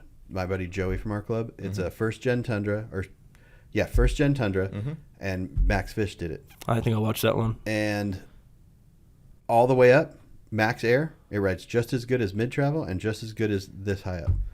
There is like he went over over a dirt road in the grass and at speed, and it was like usually when you're aired up, it's like rough. Yeah. This was just as smooth as mid travel, and that's when I learned that you don't know what rides good until you ride in something good. That rides good. If you gauge this guy a truck and you're like, hey, it rides good, and he's never done it, he's like, oh yeah, this is good.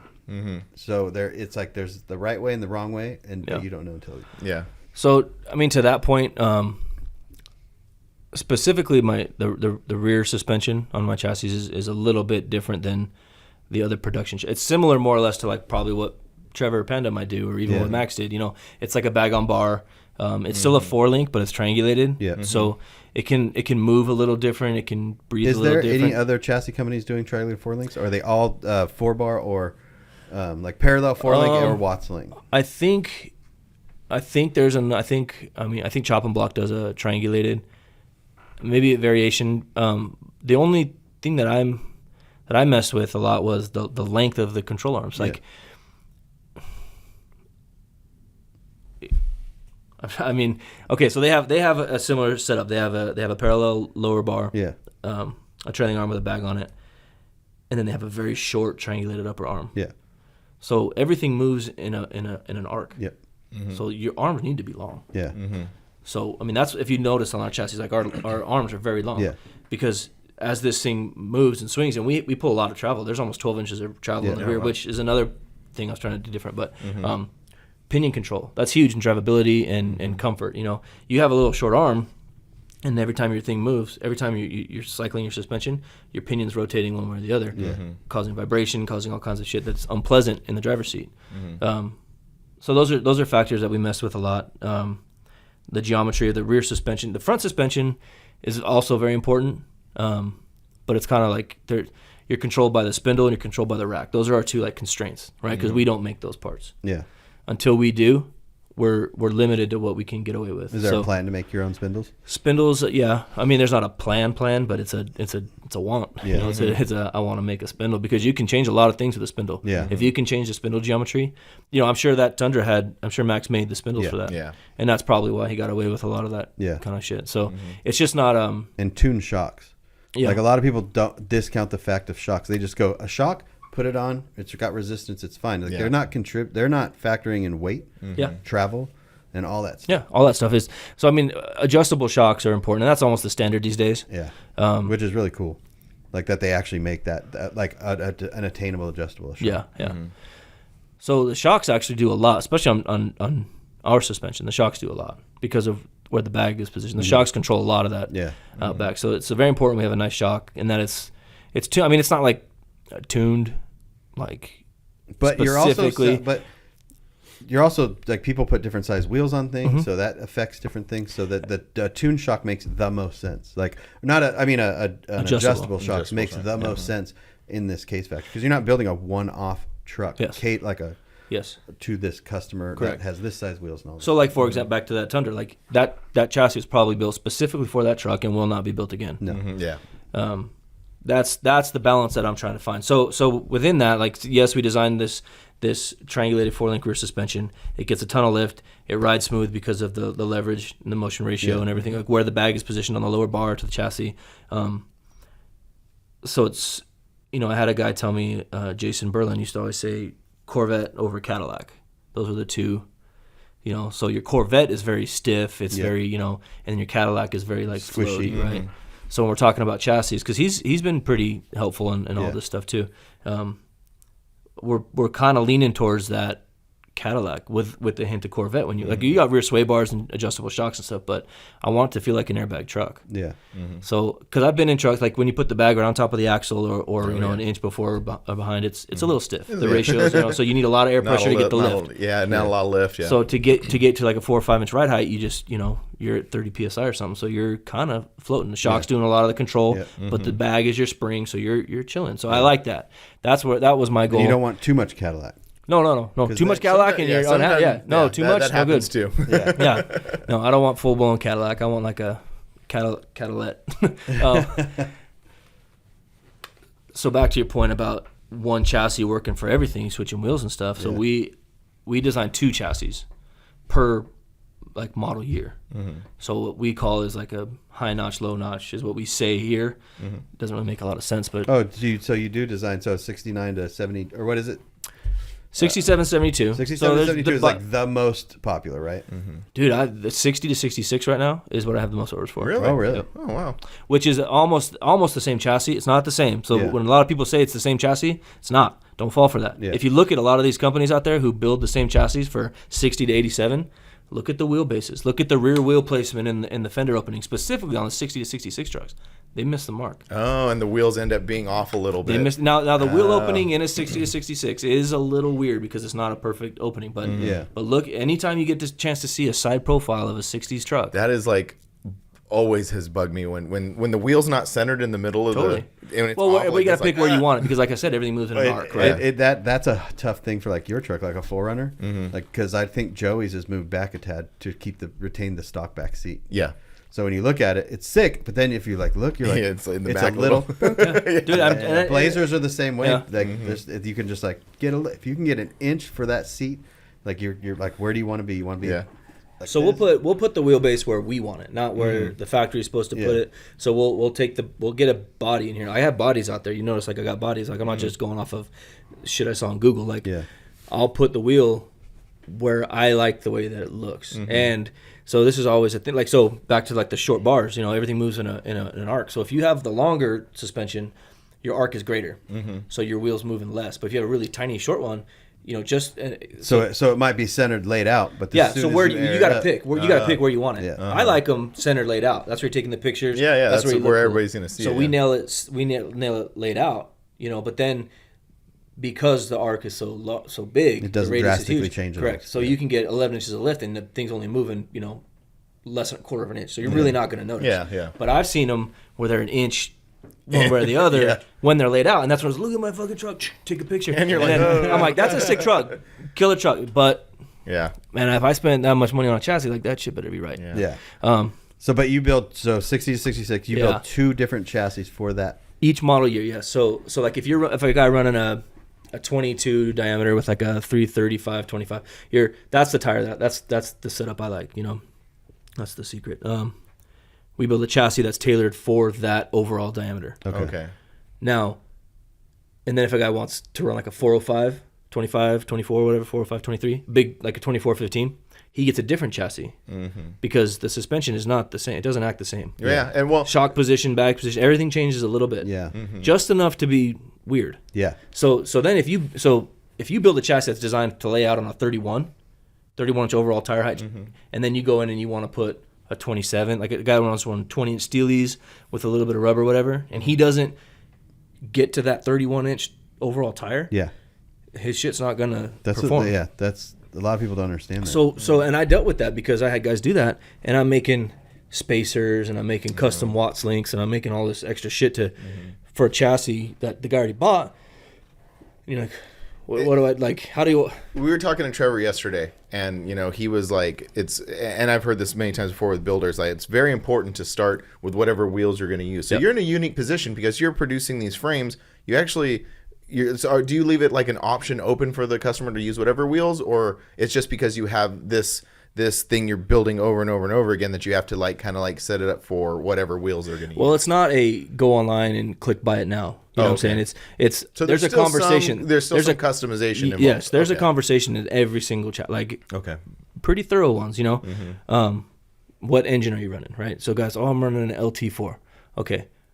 Do you want to blow a hole in your firewall, or are you trying to run it in front of you? Well, because you know, if you want to run an LT4 and not cut your firewall, you're left with this much space in front of the motor. So now you got to get very creative with your intake, your throttle body, your cooling package, and such. So I got to talk them into, hey, are you sure you want to do an LT4? And if you do, just do a firewall, custom firewall. Push the motor back, you know, 1.5 inches, 2 inches or whatever. It's going to cost you more money because now you got a sheet metal guy, you know, doing all that kind of cool shit.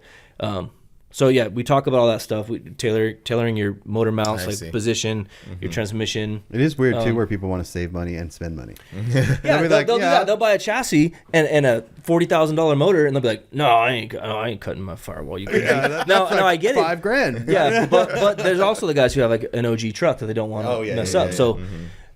You're messing the truck up, dude. Your floor's getting chopped up. You know, you're messing the truck up. Your bed floor's gone. Your inner fenders are gone. Your hood hinges are gone. All that kind of stuff. So, yes, those are conversations we have. So then I say, look, what wheels do you want to run? Well, I don't know. Okay, well, we need to figure that out. Yeah. You don't need to tell me what wheel, but I need to know the diameter. Okay, and so I'm going to tell you what still tire. the same thing that Trevor's saying. That's like it's really important because to start. You have to know these things. Yeah, he's absolutely right. Because your overall diameter. I mean, like I said, what if you have a 20? Because you guys want to maintain that kind of stockish look, right? Some guys do. You know, I want a 15-inch steely. You know, so now your tire height is 27 inches tall. Yeah. But your chassis is built for 31. So you have this notch, this monster notch, with all this space between the notch and the axle for no reason. So that means you're losing that lift. That's all available lift right there too. So you make one that's built for small wheels and one for big wheels, and then the guy has to pick. So then you've got to tell him, all right, if you want to order this small wheel. You're kind of so let's figure it out. You have a little bit of time here. You have a little bit of time. Yeah. I like 2212s. I like that look on a C10. That's so, and it's not like it's an easier chassis, a cheaper chassis. You know, it's all exactly the same. All the same shit. So that's just kind of where I push these these builds, but and it's funny because most of them out there are big wheel. They're 24. Yeah. These guys are doing 24s. What when it comes to like, so you have right now, if someone wants to order chassis 60, 66, 60, 70, 72, do you have square body stuff available already? Yeah. So that one on the table right now is a prototype. 73 to 87. Yep. So that one on the table, that's out. I don't know if you saw it. I know Frank did. That's the first square body that we've done. Cool. So, and we did some stuff there to make sure that, because square bodies are tricky to lay pinch. You know, they have factory. They have a very like a tall frame rail on the body sits above that. Yeah. Everything that we do lays pinch. Yeah. Like there's no extra body drop feature after the fact. There's none of that kind of stuff. So it's all designed to lay pinch. Even if you don't want it to lay pinch, the pinch and the chassis are level. It looks the best, you know. So do you ever have like people who come in and say like, I don't want it to lay all the way out? So do you just make it so it doesn't lay all the way out? No, that's something that you do kind of on the after, or a does someone of sorts. Okay, but someone coming to you, they already know your style. They already pretty much know that they're getting a body drop truck. Yeah. Okay. And then if guys like, what does a body drop mean? Yeah. This is what it means, dude. Yeah. So if you're gonna go hard on your chassis, you better learn how to drive this thing. Right. Because you're gonna fuck it up. So you know, maybe there's a little driver's ed after the truck's done. Yeah. You know Is what I there? mean? Oh, sorry. Go ahead. No, I was just gonna make one more thought on the body drop thing. So like our scene, the mini truck scene, has existed its whole life or whole existence just trying to be as low as possible. So it's been years of trying to figure out body drops and like all this crazy stuff. So in our mentality and our vernacular, body drop is a very heavy term because like through the years it's been such a big accomplishment to get it body dropped. Now these dudes who don't even know what a body drop is are coming in and they're getting body drop trucks. They're just body drop trucks. It blows they don't my even mind. know. They don't know what it. They don't even know how good it is and how we got to that point. All the mini truckers are like this. Yeah, that's a point that I'm trying to make. Yeah. Because you have this dude who's just like, I want a cool truck, and then just bagged and bodied C10. You're like, wow. See, and that's kind of like to my point where we're sort of live in different worlds. You know what I mean? Like you guys come from that, and you might be like, man, F these guys who can just go buy. I mean, you can basically do a C10 out of a catalog. I'm not saying F these guys. No, because it still costs them a lot of money. Oh yeah. You know, back in the even when I built my truck, like the difference between it being bagged and body dropped was enough to be like, no, I don't want to do it. I don't want to put the extra money out. I want to. Well, that's why we would do it in the garage. I did my Tacoma in my garage. No idea. I just was like, put it on jack stands, 2x2, and under the frame, and I took everything out, and we just drew lines and cut it, and the body went boonk. And there it is. All right, we're welding the thing back up. Body drop some bitch now. Now. Well, it's like, look at that dually outside. Yeah. Like, if I wanted to body drop that thing. Yeah. So this goes into my thing. What's the next chassis? Is it if someone comes in here and says, I have this truck, what's that conversation like? So a guy comes in and says, I want a chassis for a OBS. Okay. That seems the obvious next step in production.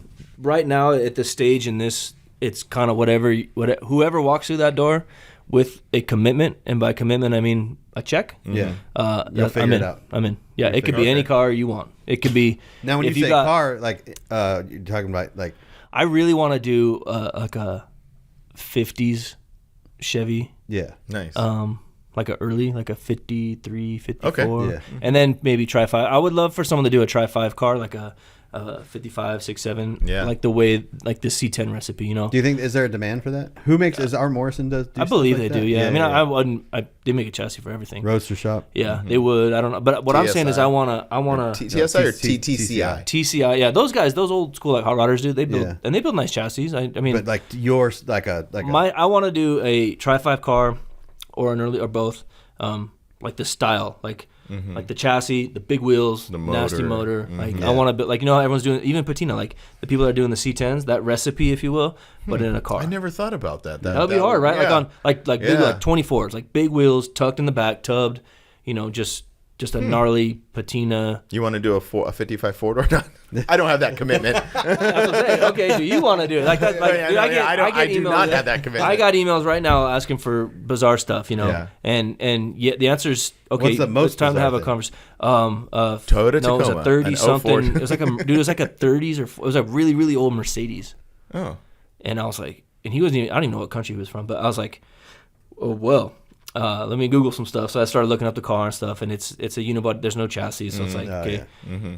I don't even know. Dude, I don't even know how. It can't be a 30s. I don't remember what year it was. It was super fucking old though. And I was like, it's a really big car, and I was like, hey, yeah, we could do it, but I need the car, I need all the parts, and I need a ton of time. And the way that's going to go is that's like a custom chassis. So now, not only are you buying the chassis, you're buying the design. You're buying the time. You're buying the design time. You're basically getting charged by the hour. You're paying someone's salary for a year. Yeah, you are. Because I'm taking a guy away to build your dream. Right. Yeah. You're going to pay for it. Yeah. Right. That's kind of the deal. So that's bizarre, but like within reason, you know, OBSs, dualies, like stuff like Ford that. stuff, anything Ford? I wanted Ford. I had a conversation with a guy the other day who's built some really cool cars. Like he's in the scene. He's Ford trucks, any Ford trucks? That's, I keep saying cars. Yeah, trucks. Ford trucks. Like Ford. This he's built some really cool stuff.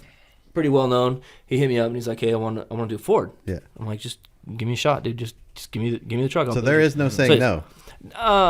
Well, within reason. I don't want to be the guy that says yes to everything because that's how you get yourself in a jam. Yeah. So Like if I a was van. like, hey, I got a 97 Toyota Tacoma. Yeah. I want a chassis. You're like, well, you're just going to pay for it. Like, I'll do it. Yeah. You're just going to pay for it. Yeah. Yeah. And it'll be a sick chassis. Will it be done in 6 months? Will it be done in a year? I don't know. Yeah. It'll How be much does it cost? I don't know. I mean, because a Tacoma chassis, if you take a Toyota Tacoma chassis and a Chevy chassis, it's 2 frame rails. It's a cross member with the rack and pinion and a 4-link. Yeah, so it's just that easy, dude. It's that easy. It's that easy, man. Like, So can we do this in 2 weeks? now I know why you're here. I think that would be cool though because no one else has done that. So yes, I'm in, but it's But not the only understanding is it's going to take time and money. And more money. I am paying for now everyone's R&D on their chassis down the road. Oh yeah, well, right? Yeah. Yeah. Yeah. That's the way it is. That is, and that is very transparent. Like, yes, I'm going to build you this chassis, and it's going to cost you $100,000. Yeah. And then I'm going to sell it to the next guy who wants a Mercedes chassis for $20,000. Yeah.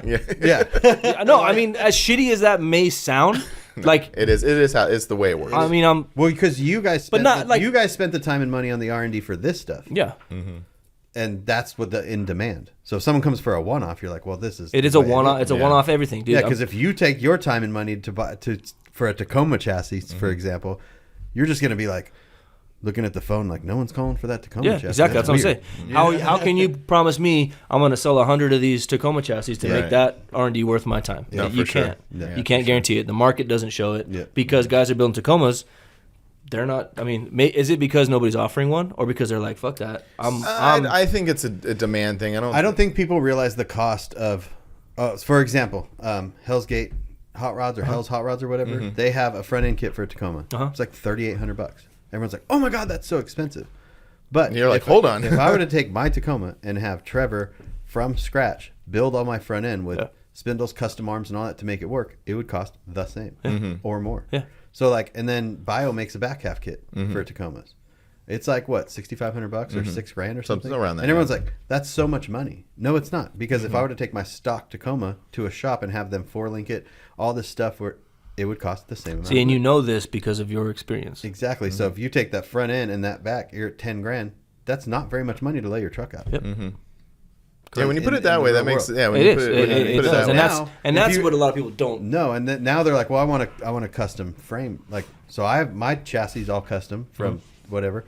Did you get the back half and the front kit? No, it's all been made. But if I were to spend true real money to have someone do that, it would cost just as much as buying a chassis. But people don't. That mindset's not there. Well, it's easier to spend $3,800 today, $6,400 in 3 months. And that's the mindset of that buyer right now, that owner. Yeah. That could change later on when those trucks are older and more sought out, and the clientele is of age to to do that. process that and compute it that way. Yeah, because it's getting to the point where people are spending that money on them, but they're nostalgic builds.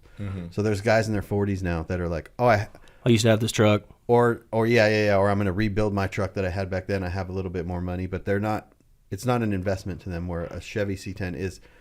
Whatever money I put in that truck, my Chevy C10, I know I can get it out of it. And I know I can get it out of it in a couple of weeks or a month. Well, the C10s are hot. I mean, I mean, I like them the most. I'm not just riding this wave, but I do want to make something cool for other people to do. If you're not into C10s, I still want to be the spot for you. Yeah. Well, it's all about math. They made more C10s than any other truck. They were sold in the 60s, 70s, and 80s. And so your dad had one, you had one when you were a kid, you rode it, and so you were more likely as a child to have a Chevy C10 than any other truck. Yeah. Right. And everybody's starting to say that the OBSs are doing that. Like, people, the generations are coming up where they grew up in OBSs and stuff. That's me. And and like I haven't seen it yet. You know, because that's what we started doing that a couple years ago at GSI. OBS is going to be the next big thing. We built that one for Joey G, and Trey 5 built it. And I think in my time there, I think we did 3 or 4 OBS chassis. Yeah. So you don't think that they're quite there Not yet? yet. I think they're coming, but I don't think they're coming on as strong as I thought. Yeah.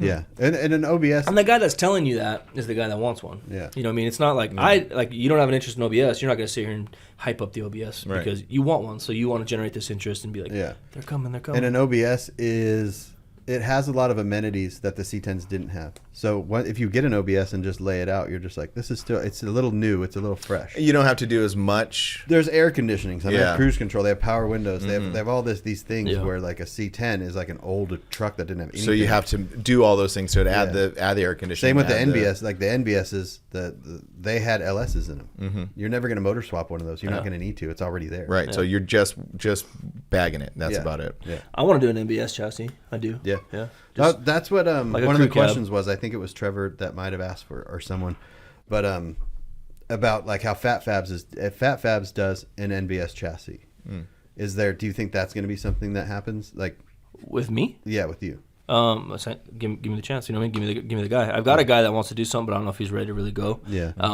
And I love what Fat Fabs does. By the way, I would like to do something like that. But again, one of the questions was really interesting. Did you figure out the questions? Did you get them or? I got a couple of them. I don't know where they went now because I messed it up. I think it'd be cool to do a late model truck, and do a full chassis, like a really really nice chassis. Like you know who Jimmy's is? Jimmy's Rosin Custom. Oh yeah. They do really cool chassis. Yeah. Remember the little shop dualies? Mm-hmm. Yeah. Oh yeah. Man, those things are so bad. Those are like.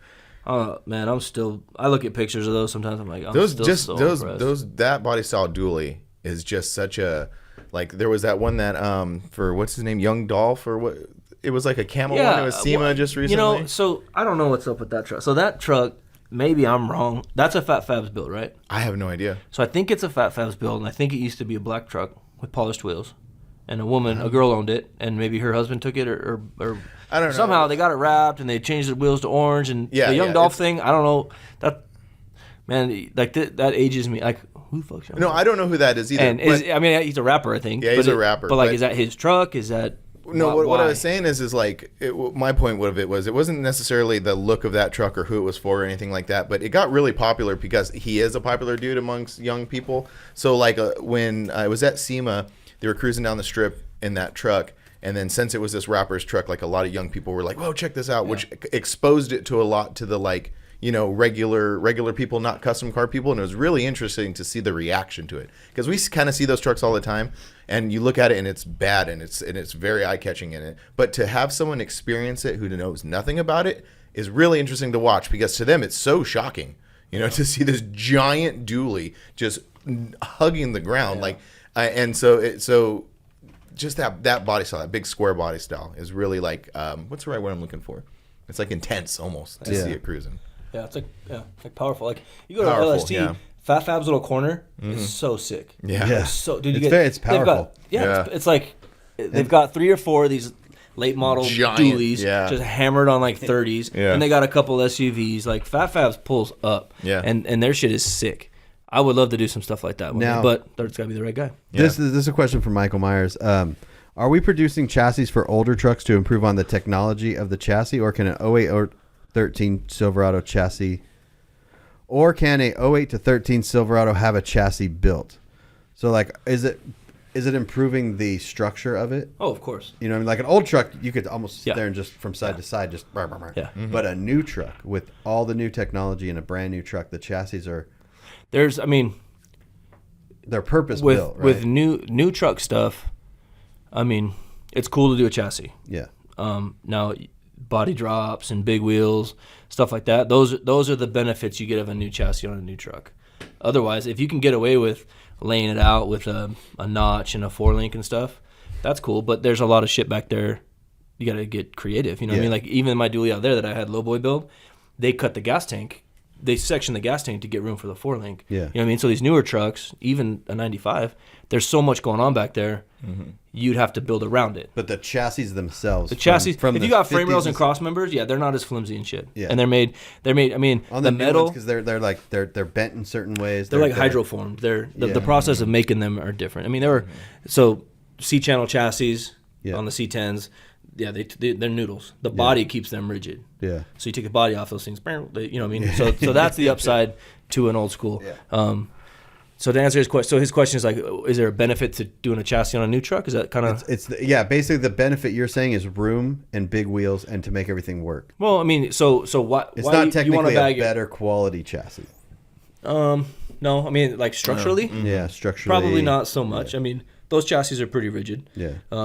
They have cross members where they need to be. They have holes where they need to be holes. They have all that kind of stuff. But yeah, so you have your checklist. I want a truck that has, I want 28s and 30s. Yeah. I want a motor with a blower. I want, a big gas tank, and I want my air ride, and I want all this shit. So you build something to house all of those things. So I have a question, like for me, when it comes to design, there's the stress test that you do. What's that called when you do it in stress CAD? analysis. Stress analysis, right? Do you guys do that? Do you send it off to do it? We can do it in the software here. Okay. So like you have a step notch, right? Yeah. And you say you apply 4,000 pounds right here. Yeah. And it shows all the different colors. Like this is where it's seeing the most. Because I had a buddy in New Zealand that built airbag trailers, and he did that. He went to Australia, and he had a special do all these stress tests to see where the strength was needed, where it wasn't needed, and so I see so many people try to mimic that trailer, looking at it, but they never did that part of it, and so that it could fail just because there's a big thick piece of metal or this or this. No, it doesn't matter where you put it is more important. Yeah, where you put the metal. Now, when it comes to, I know like Australia has very strict laws. Like they will twist frames, and if it's within tolerance, it has to be within tolerance. So is there rules for doing that? Like for not here. I know there's no rules here. But that's why you see some sketchy shit out there. No, I know. But have you ever thought about like the part where if you take a new truck and it crashes and they do this stuff, there's crumple zones. There's also in the frame and stuff like that, right? Yeah. No. There's not that in the customs world. I don't think so. There's not. Yeah. No, there's definitely not. Yeah. That's There's what not. I'm saying. No, like, there's not. There's not. That frame is stout. It's a Yeah. tank. It's gonna go right through the Civic you hit. Yeah. But a stock chassis that a manufacturer makes, they have to do that per regulation. So the frame, if it runs into something, it's designed to break takes here, energy. not there. It takes energy, right? Yeah, we do not do that. Of course, yeah. I didn't. And I would be very surprised if anybody tells you they do. Anybody in the aftermarket, no one chassis does that. does. No. You can see it in the design Yeah. with the naked eye. No one does that. There's no brakes. There's no weird things. You know what I mean? But is that? I just find that super interesting. You know, it is. That's a great point. Like, will that become a standard or a regulation? Like, maybe they'll come down and say, "Hey, look, you guys need to start adding crumple zones." And I don't think. I don't know, but yeah, definitely it won't be because it's such a minute thing. But when it comes to overseas, have you talked to anyone in overseas about using chassis and stuff? There's three chassis that are going right now that are for Australia. out of the country. One's Australia, two Australia, and one Canada. So I guess Canada's not overseas. Canada's not very overseas, but they're pretty chill. Canada's pretty similar to here. Yeah. It's just the hardest part is getting across the border, but I don't. But Australian guys, yeah. So, but it's all set up for that. So I got two Australian guys, right?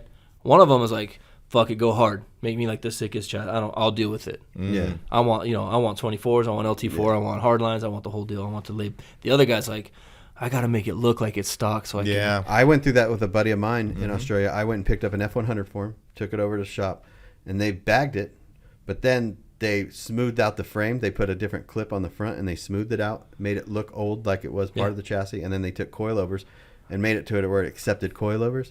So when he got it, he popped the coilovers out. He bagged it. Yeah, and they even was a rust hole in the body. They put a sticker over it. They're like, dunk.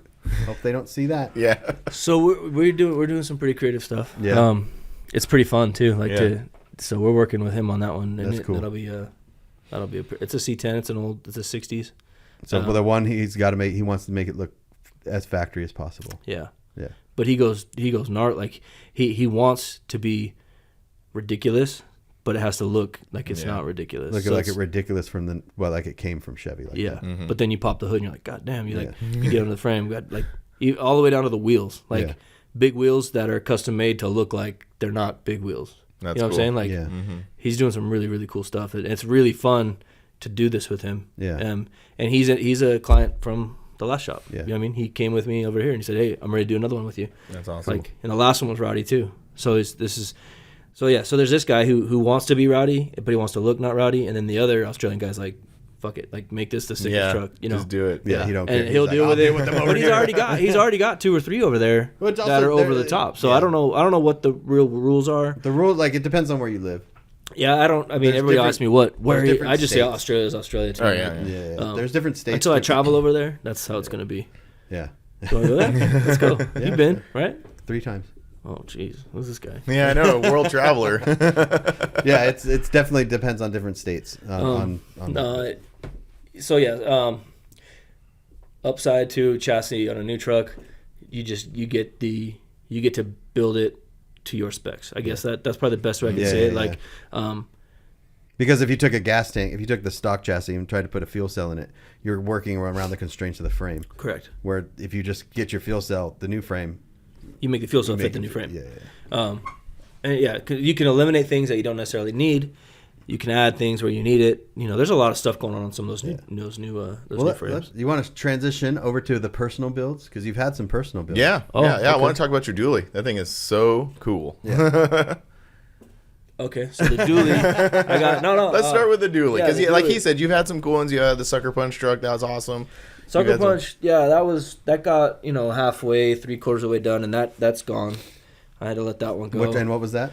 That was a '62 GMC. I love that truck. So, dude, that story. I was going to pick up pizza with my kid, didn't like bring it back home, and I got on Marketplace or something, and I found this '62 GMC like down the street. Oh, really? Yeah, and I was like, he was asking X amount of dollars. I sent him a message. I hit him at half.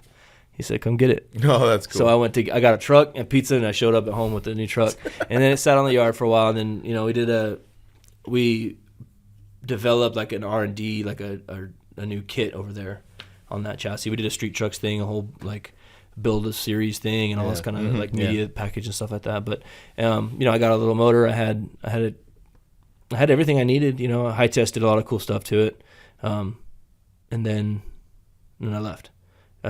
GSI. Mm-hmm.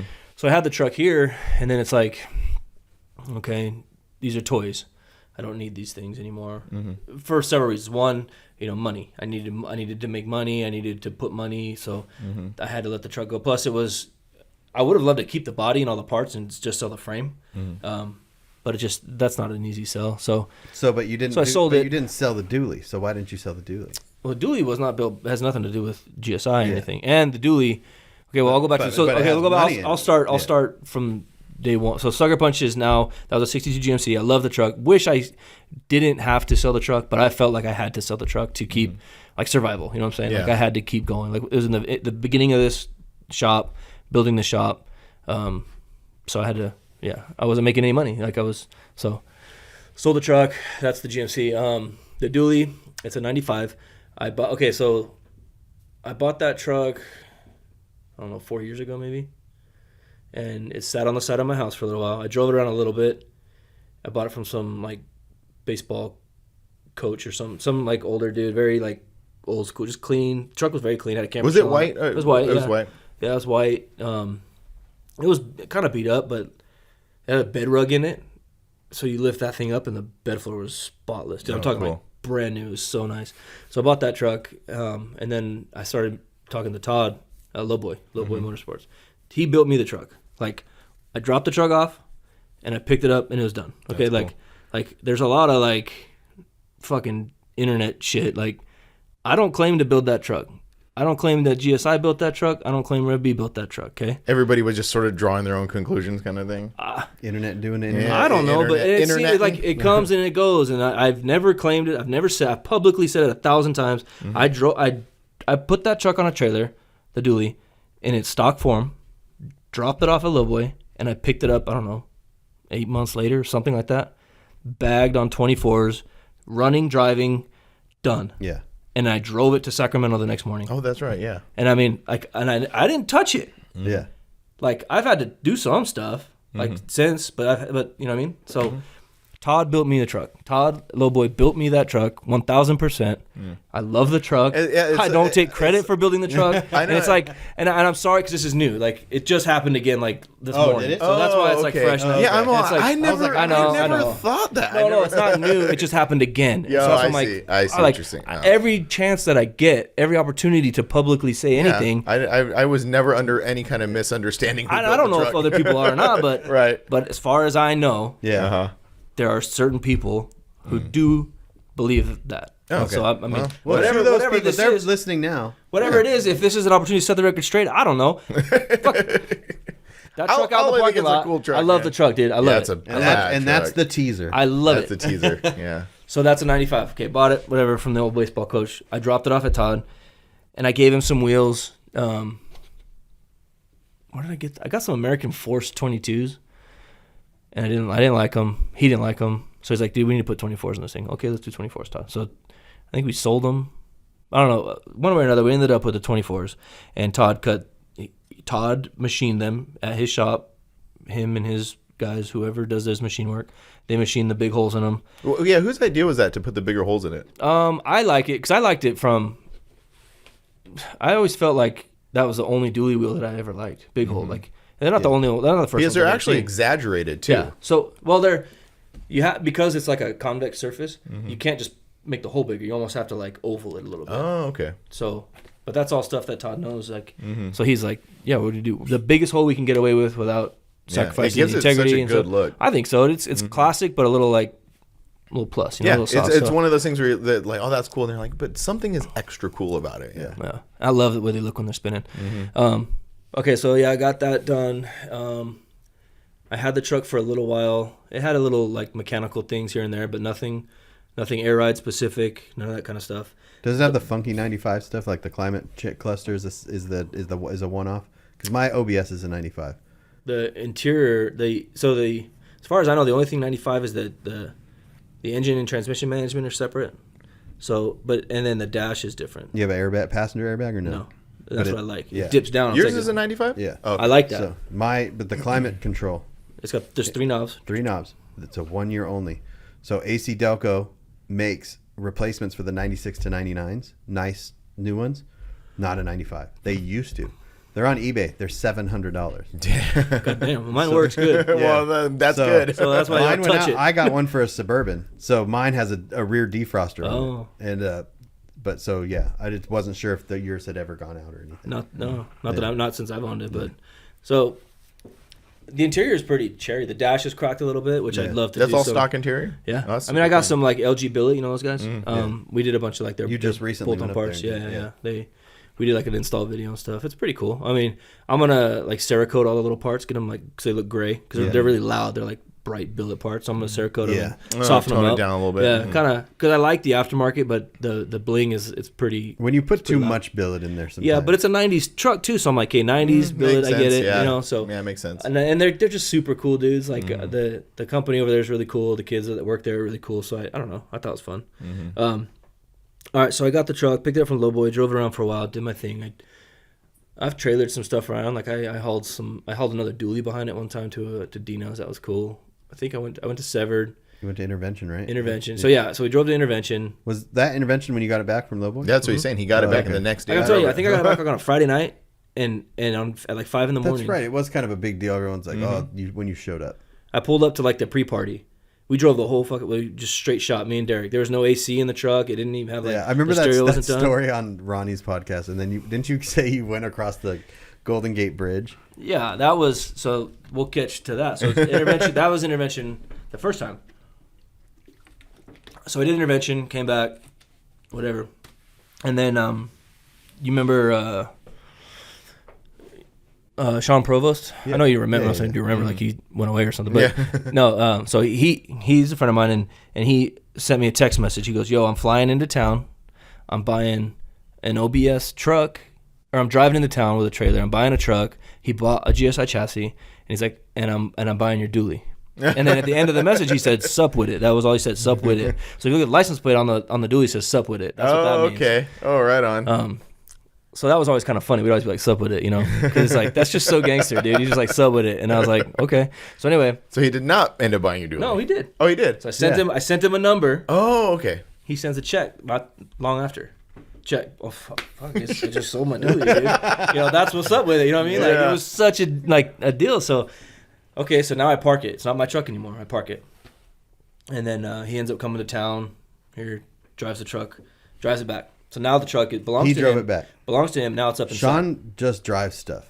You know what I mean? Remember he drove the LST in that gold He's truck, a G, dude. He's just we could do a whole podcast about that. He's cool as fuck. I miss you, Sean. So yeah, he took it home, whatever, and then so man, I pulled up to intervention. Now I'm back to the first intervention where I pulled up to the pre-party, and I'm pulled up in there, and Dennis at the time was Sean's right-hand man at the shop. Dennis and his wife, and we're hanging out and, you know, drinking and hanging out. And he's like, I want the truck. How much for the truck? And I gave him a number, and then he's like, he goes and gets his wife, and she's like, He's like, I love the truck. So we talk about whatever. Nothing happened that day, obviously. So I drove it back home and announced mine. So Sean buys it. So to fast forward back to where Sean buys it. Sean buys it, takes it back to SAC. And then Dennis calls me one day, and he's like, you're never going to believe what happened. I'm like, what? He's like, Sean just gave me the truck. No, really? Yeah. Like, jeez. Like, thanks for doing your thing at the shop, whatever. Gave him the truck. So now it's his truck. He got the truck. So it's still there. I don't think he did anything to it. I don't even know if he took it home. Long story short, Dennis no longer worked there. They kind of parted ways. Whatever happened, I don't know if it was bad or good or whatever. We didn't really get into it. But you got the truck back. And then I posted something on my Instagram story where it's like, the one that got away. You know, they do those little trends or whatever. So it's like that, and I posted a picture of the truck. And then Dennis hits me up. Hey, you want it back? Okay. So we make a deal. We move some things around, and, you know, we make it happen. And then I fly to Sacramento, like a one-way ticket, and pick up the truck and drive it home. That's when I went over the Golden Gate Bridge on my way home. Yeah. So we drove. Derek flew with me. So Derek and I flew up, spent the night at Dennis's house. He's got a couple of those hairless cats. You know? Those things are so crazy. Anyway, so yeah, we bought the truck, left in the morning, and drove all the way home. Drove through Golden Gate, drove through, what's that little town called? It's San Francisco, but but there's like a Sausalito or something. San Mateo? No. It's where the street is with the, I call it the Spaghetti Street. Lombard Street. Oh, Lombard. That's in San Francisco. That's San Francisco. Okay. What's Sausalito? Isn't that like a little cute little town or something on the other side of the Golden Gate Bridge? On the other side of the Golden Gate Bridge, I think, is San Mateo. Yeah. We did all that. In this big ass dually. Marin County. Everyone's riding like little scooters, and I'm like, this is the wrong place. So we drive it home, and it's, we were just cruising. We hit the nastiest weather, like through the Grapevine, I think. Is it called the Grapevine? Yeah. Yep. It's fucking snow and sleet and all kinds of shitty stuff. Grapevine. A couple of Arizona boys, we don't know what they're doing. Like, in a bag truck. Yeah. Like, it was wild. It took us all day to get home. We had a pretty bad failure like 2 miles from home after driving 20-something hours. The wheel fell off, right? Yeah. The wheel fell off? Oh, dang. Yeah. He drove it till the wheels fell off. Yeah, I did. Well, I mean... But you got it all fixed, and now it's we fixed on the side of the road with some shit, and now you have it, and now you've just got to paint it, right? Yeah, so that I got the truck back. I'm driving around a little bit, whatever, and I don't know how I got hooked up with Gabe, the painter. A friend of mine had his like car touched up or something, and he's like, "Oh, this is the guy, whatever." So, and his shop was next door to Panda. I met him. He came down. He looked at the truck. He goes, "Yeah, this is what's going to cost, and this is all it's going to take." I was like, "Fuck, hell yeah, take the truck." Yeah. I mean, the cost part was accurate, but the timeline was not. Yeah. It always works. Yeah. I mean, it went from 6 weeks to 18 months. I'm not unhappy. I love the paint job, and the experience was like rough at times, but otherwise it was fine. Yeah. So I'm not like unhappy with any of it. The dude. You're talking about Gabe. Gabe. Yeah. Yeah. So Todd built the truck. Gabe painted the truck. Yeah. Gabe had some ups and downs in personal life and professional life and stuff. But But anyway, it got handled. Yeah. Truck looks good. Oh, it's beautiful. I love it. It is so nice. Yeah, it's I love. I mean, I don't want to say that I'm finished because I still want to get the interior done, and under the hood's not very pretty. Yeah. So we'll see what happens. But it runs, drives good. Oh like yeah. Yeah. Yeah, I drive the shit out of it now. Yeah, I it's mean, beautiful. And like, you know, it's fun to take pictures with it and do all these little promo things. That's yeah. fun. We're gonna shoot it for Shingo's magazine too. So. Oh, cool. Yeah. So I'm excited to do that kind of stuff. But so that's right now. That's my cool custom truck. I've had. Any plans for a future cool custom truck? Yeah, I have a 71 Blazer that like I have to do. You know what I mean? Like it's sitting out there. I had it on a chassis, and the chassis just didn't. It was a prototype, you know, or it didn't really work out. So I got to build a new one. So we're gonna build a new one. It's gonna be a RevB chassis, of course. I have the motor sitting right there. Oh, that's that motor. Oh, that's a sick motor. So yeah, I got. Is that the color scheme that you're gonna go with it? Yep. So that's that rope okra. right there. Is that like a workout rope? Yeah, I saw that too. That's a Is battle that, rope. You guys is, want? is that? I thought it was one of those Matt's off-road recovery. No, that's like a 200-pound battle rope. I know, dude. Yeah, that if thing you guys is want gnarly. to put in some work before you leave. Yeah, that's like a 100-foot battle rope. Yeah, that's cool. But the motor, yeah. So so that's the motor. That's going in the 72. I got a.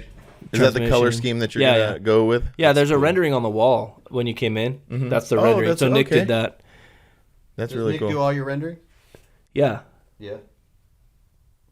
Don't Don't mind me. I'm just. I know, but they got all silent. We're just the rope. you We're want to just- take some? Oh, you want to see the rope? we were looking at the motor. You're very interested. I want to picture you swinging the rope. You're very invested in the rope. That's what you that's do a rope after right hours at RevB. You ever seen Boondock Saints? Oh yeah. Yeah.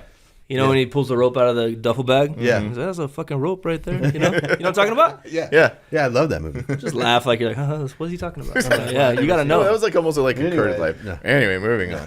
That's cool. Well, thanks, man. Thanks for sitting down with us. We're over? It's over. That's it. Well, I don't know. You Is wanna it keep over? going? What else do you want to talk about? Frank does that quite a bit. He'll just be like, "Okay, what's Yeah, done?" he kind of blindsided me. I'm like, there's no I'm closing or nothing. I'm bored. Goodbye. I don't know. We could whatever you want. Like that's so. Yeah, I got the dually. I'm gonna do the Blazer. I don't know. I got a couple square bodies. I don't know. Just I got crap like we all do. Yeah, same. I got dreams. I'm a dreamer. I mean, I'll be the first to admit I dream about everything. I daydream. No one can hear you now because you're so far from the mic. How's that? I told you I was gonna do that. I know. I've been watching you. I think we're good. Yeah. Yeah. Have you just been adjusting it as No, you've been moving I'm just in gonna- and out, in yeah. and out? So where is my save? Which one am I? You're the middle one. That's good. You can hear me. Yeah. Yeah. Okay. Anyway. Yeah, we can wrap it up. It's whatever. You want to do. I don't know. Is there any other questions? No, we went over 'em. Trevor had a couple questions, but you touched on them already. Next time I want me and Trevor together. That'd be cool. I told him about that. Yeah. It'd be funny. I It think would it'd be because funny. it would be. It's coming from two. Yeah.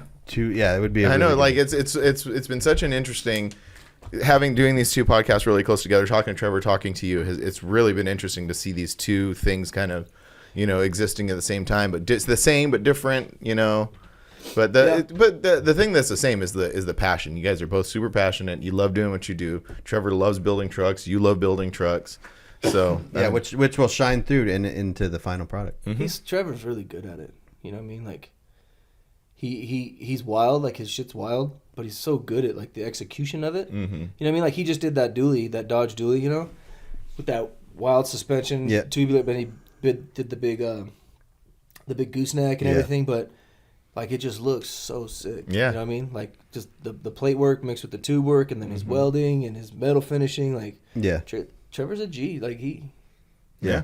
he's gonna do fine. Like He's gonna do really good. Yeah. I asked him when we talked to him. I said, "Are you ready for what's coming?" You know what I mean? Because he just went full time. Yeah. Yeah. And he's like, "What do you?" I'm like, "When a shop finishes trucks, Yeah.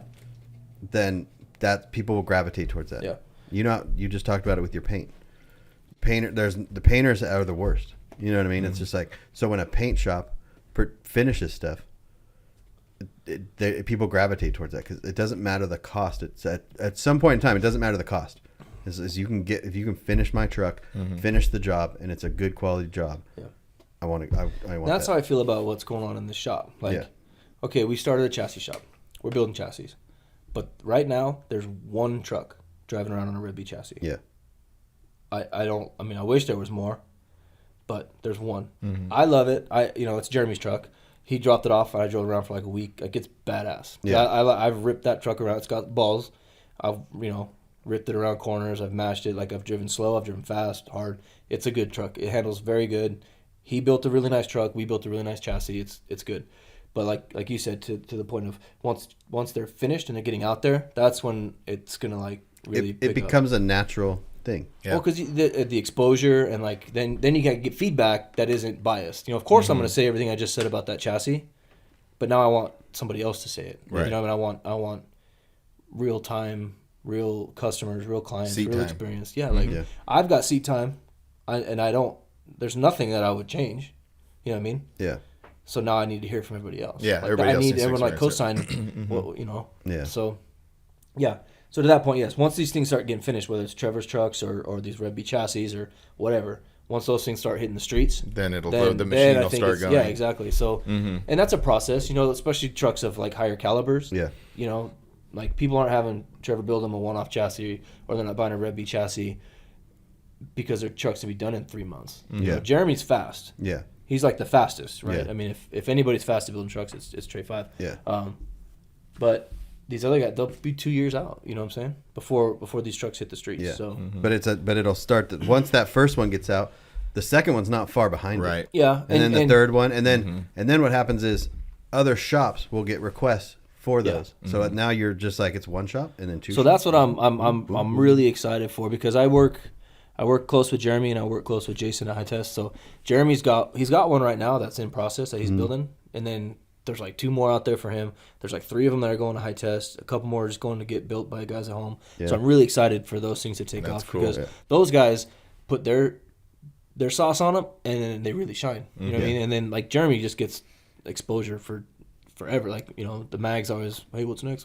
Yeah. So Jeremy gets out there. Jason's picking up a lot of SEMA traction because he's got some good spots like locked in for the next couple of years. Yeah, it's one of those things. You're in a really good position because once you produce the working chassis, everyone else like it does the exposure for you almost. And that's Yeah. true. Yeah. Like they're the like. It depends, It depends, but like they're powder coating them. They're doing this. They're showing them off because the customer wants to show them off. So they're forced to also show these things off.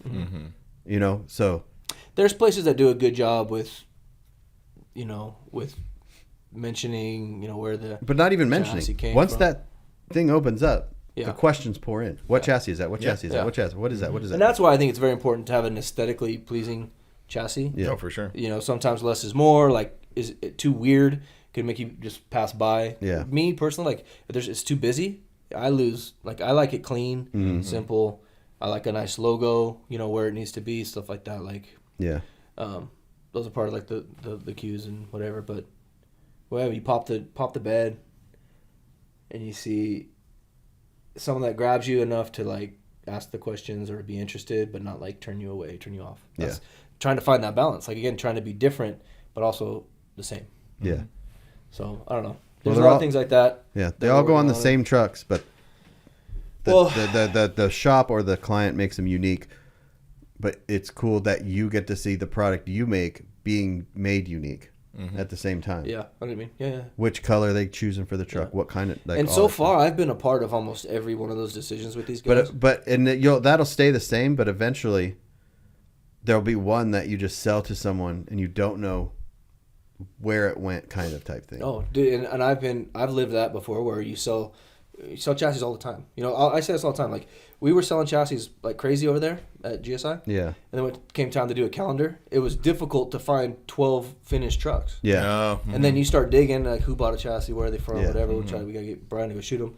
And then you see new trucks that you didn't even know were there. And then you're like, damn, this is a bad truck. Yeah. Because there's dudes that are building shit, like, who don't do social media, who don't do anything. One of my buddies just built a C10 in his garage and used one of like a super old GSI front kit and back kit. Yeah. Like, Matt Gutierrez. Yeah. Mm-hmm. Yeah. So it's like that kit was sold, and then I don't know how long ago it was. The Gen 1. They sit like this. They sit in these boxes until they're ready. Yeah. And then they just kind of boom. Like, Premier Street Rod just finished a truck. The black one, have you seen that? You paid attention? Like, one of the baddest, like, pro touring looking airbag trucks, though. And it's slick black, like, just murdered out. And I remember that chassis from years ago. And it went to like this guy, then that guy, and then it ended up at Premier, and they finished it. And it's one of the nicest trucks that they've ever built. Yeah. And that's not even just my opinion. That's Carrie, the owner, she even told me that herself. She said, I can't wait for you to see it. This is one of the nicest trucks we've ever built. Hell yeah. Cool. But it was years ago that the chassis was sold. So my point is until that they take what we do and make it better. They make it pretty. Yeah. They make it fancy. Like that's, I'm excited. Plug for in the that. right parts to Yeah, it. yeah. And then you get the guys who are like, the catalog cookie cutter, if you will.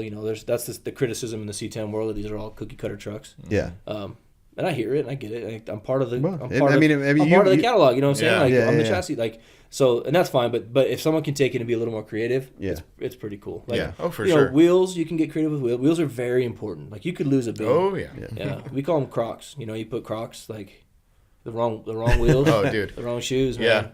Yeah. That's You like wear Crocs? No. You just check? No. I don't know. I got Skechers, probably the same. No, I know. Yeah. My comparison was going to be like putting like Crocs on a truck compared to like Jordans. Like Yeah. you want Yeah. they make the whole thing. They tie It's the so whole thing important, together. Yeah. Well, you can have a very like a patina truck or a rusty truck or just the biggest pile of crap, and put good wheels on it and slam it on the ground. It looks fine. Yep. You can take a fully painted show truck with all the trim, everything completely done, slam it on the ground, and put the wrong wheels on it, and it you're ruins the like, whole truck. "Ugh." Yep. Totally. So the wheels, that just proves that the wheels are the most important thing on that truck, not the paint. Man, I can't not imagine anything. what it's like for wheel companies to be unique. You know what I mean? Oh, well, that's a Yeah. big thing in the billet world right now because it's like everyone, billets, but like go to LST, go around and count how many of the same race lines are on the trucks or the same intros are on the trucks or whatever. So but they look good. That's the problem, right? Oh, let me show you. Look at this. Oh, Well, where are we going? Scott's leaving. This is like Was he bringing a whole wheel over here? I guess so. an intro. Hold on. Oh yeah, that's the most classic intro. Dude, this is the best intro ever. Yeah, that is the most. No one can hear Scott right now. Yeah, no one can hear But, Scott. He walked over to the other side of. Just say it on my phone. The intro Vista. Yeah, the Vistas are like that is the most classic You know what that goes intro on? wheel. Sorry, I didn't mean to. I got excited. No worries. I'm saving those Yeah, those are great. for a two-door Tahoe. Oh, perfect. Right? Yep. What else? It has to be OBS. Yep. And I think it has to be a Tahoe. Yep. I love it. Definitely. So talk about wheels. Like that wheel. That wheel's probably on a million trucks. Yeah. But Yeah, it's a good looking wheel. Yeah. But it's. But that's the problem with But if you wheels, know that though. wheel, like you just looked at it and you go, oh yeah, that intro Vista. Yeah. Like That's the problem though with wheels is when you try to be too unique, sometimes they just don't look good. Right. Well, I see right now a trend is remember when smoothies were hot, like super hot. Yeah. Like that's cool. I liked it. I was on board. I did the smoothie thing. I have smoothies for my Blazer actually, and I'm still gonna run them. Yeah. But I'm see those center caps. I'm not gonna run over there and get those. Uh-huh. Those are 53 Bel Air center caps. Oh, nice. That I'm gonna put on. I have a 24-inch billet smoothie that's out in the shop. Oh, the ones up against the wall? Yeah. Oh, yeah, those so are cool. that center cap's gonna pop on there, and I think that's gonna look cool. But Yeah. Did you tell Hogan that you're not coming over there? oh shit, is it time? No, it's. I need to tell him that. I need to tell Oliver that we're going to be a little late. Okay, shit. No, we're done. We're wrapped up. Oh, we're done? Oh, now Okay, you okay. say we're Now done. we're done. Oh, we ain't done until he's done. The boss said we're done. Well, you guys can go take off. I'm gonna sit here and talk to the people. we could leave I told you one I'll of the talk, mics. man. I'll just talk and Yeah. talk and like. Did we even accomplish what you wanted to accomplish? Oh, yeah, No, this is 100%. way more. 100%. We get really. It's easy for us to talk to people like that we know. Like we know you, but mini truckers or something like that. So we're trying to challenge ourselves a little bit by getting in because we want to eventually interview someone we don't have no idea who they are. And so that was our test. We were a little Frank was like, I wonder how it's going to go. Yeah. And I was like, no, Like it's- all great. together, or like just with everybody, talking or to someone. Like we went and interviewed Pinstripe Chris. Yeah. He's not a mini trucker at all. He's not a truck guy at all. So that was like a test for us. Yeah. You know? Well, I mean, like, so what do you?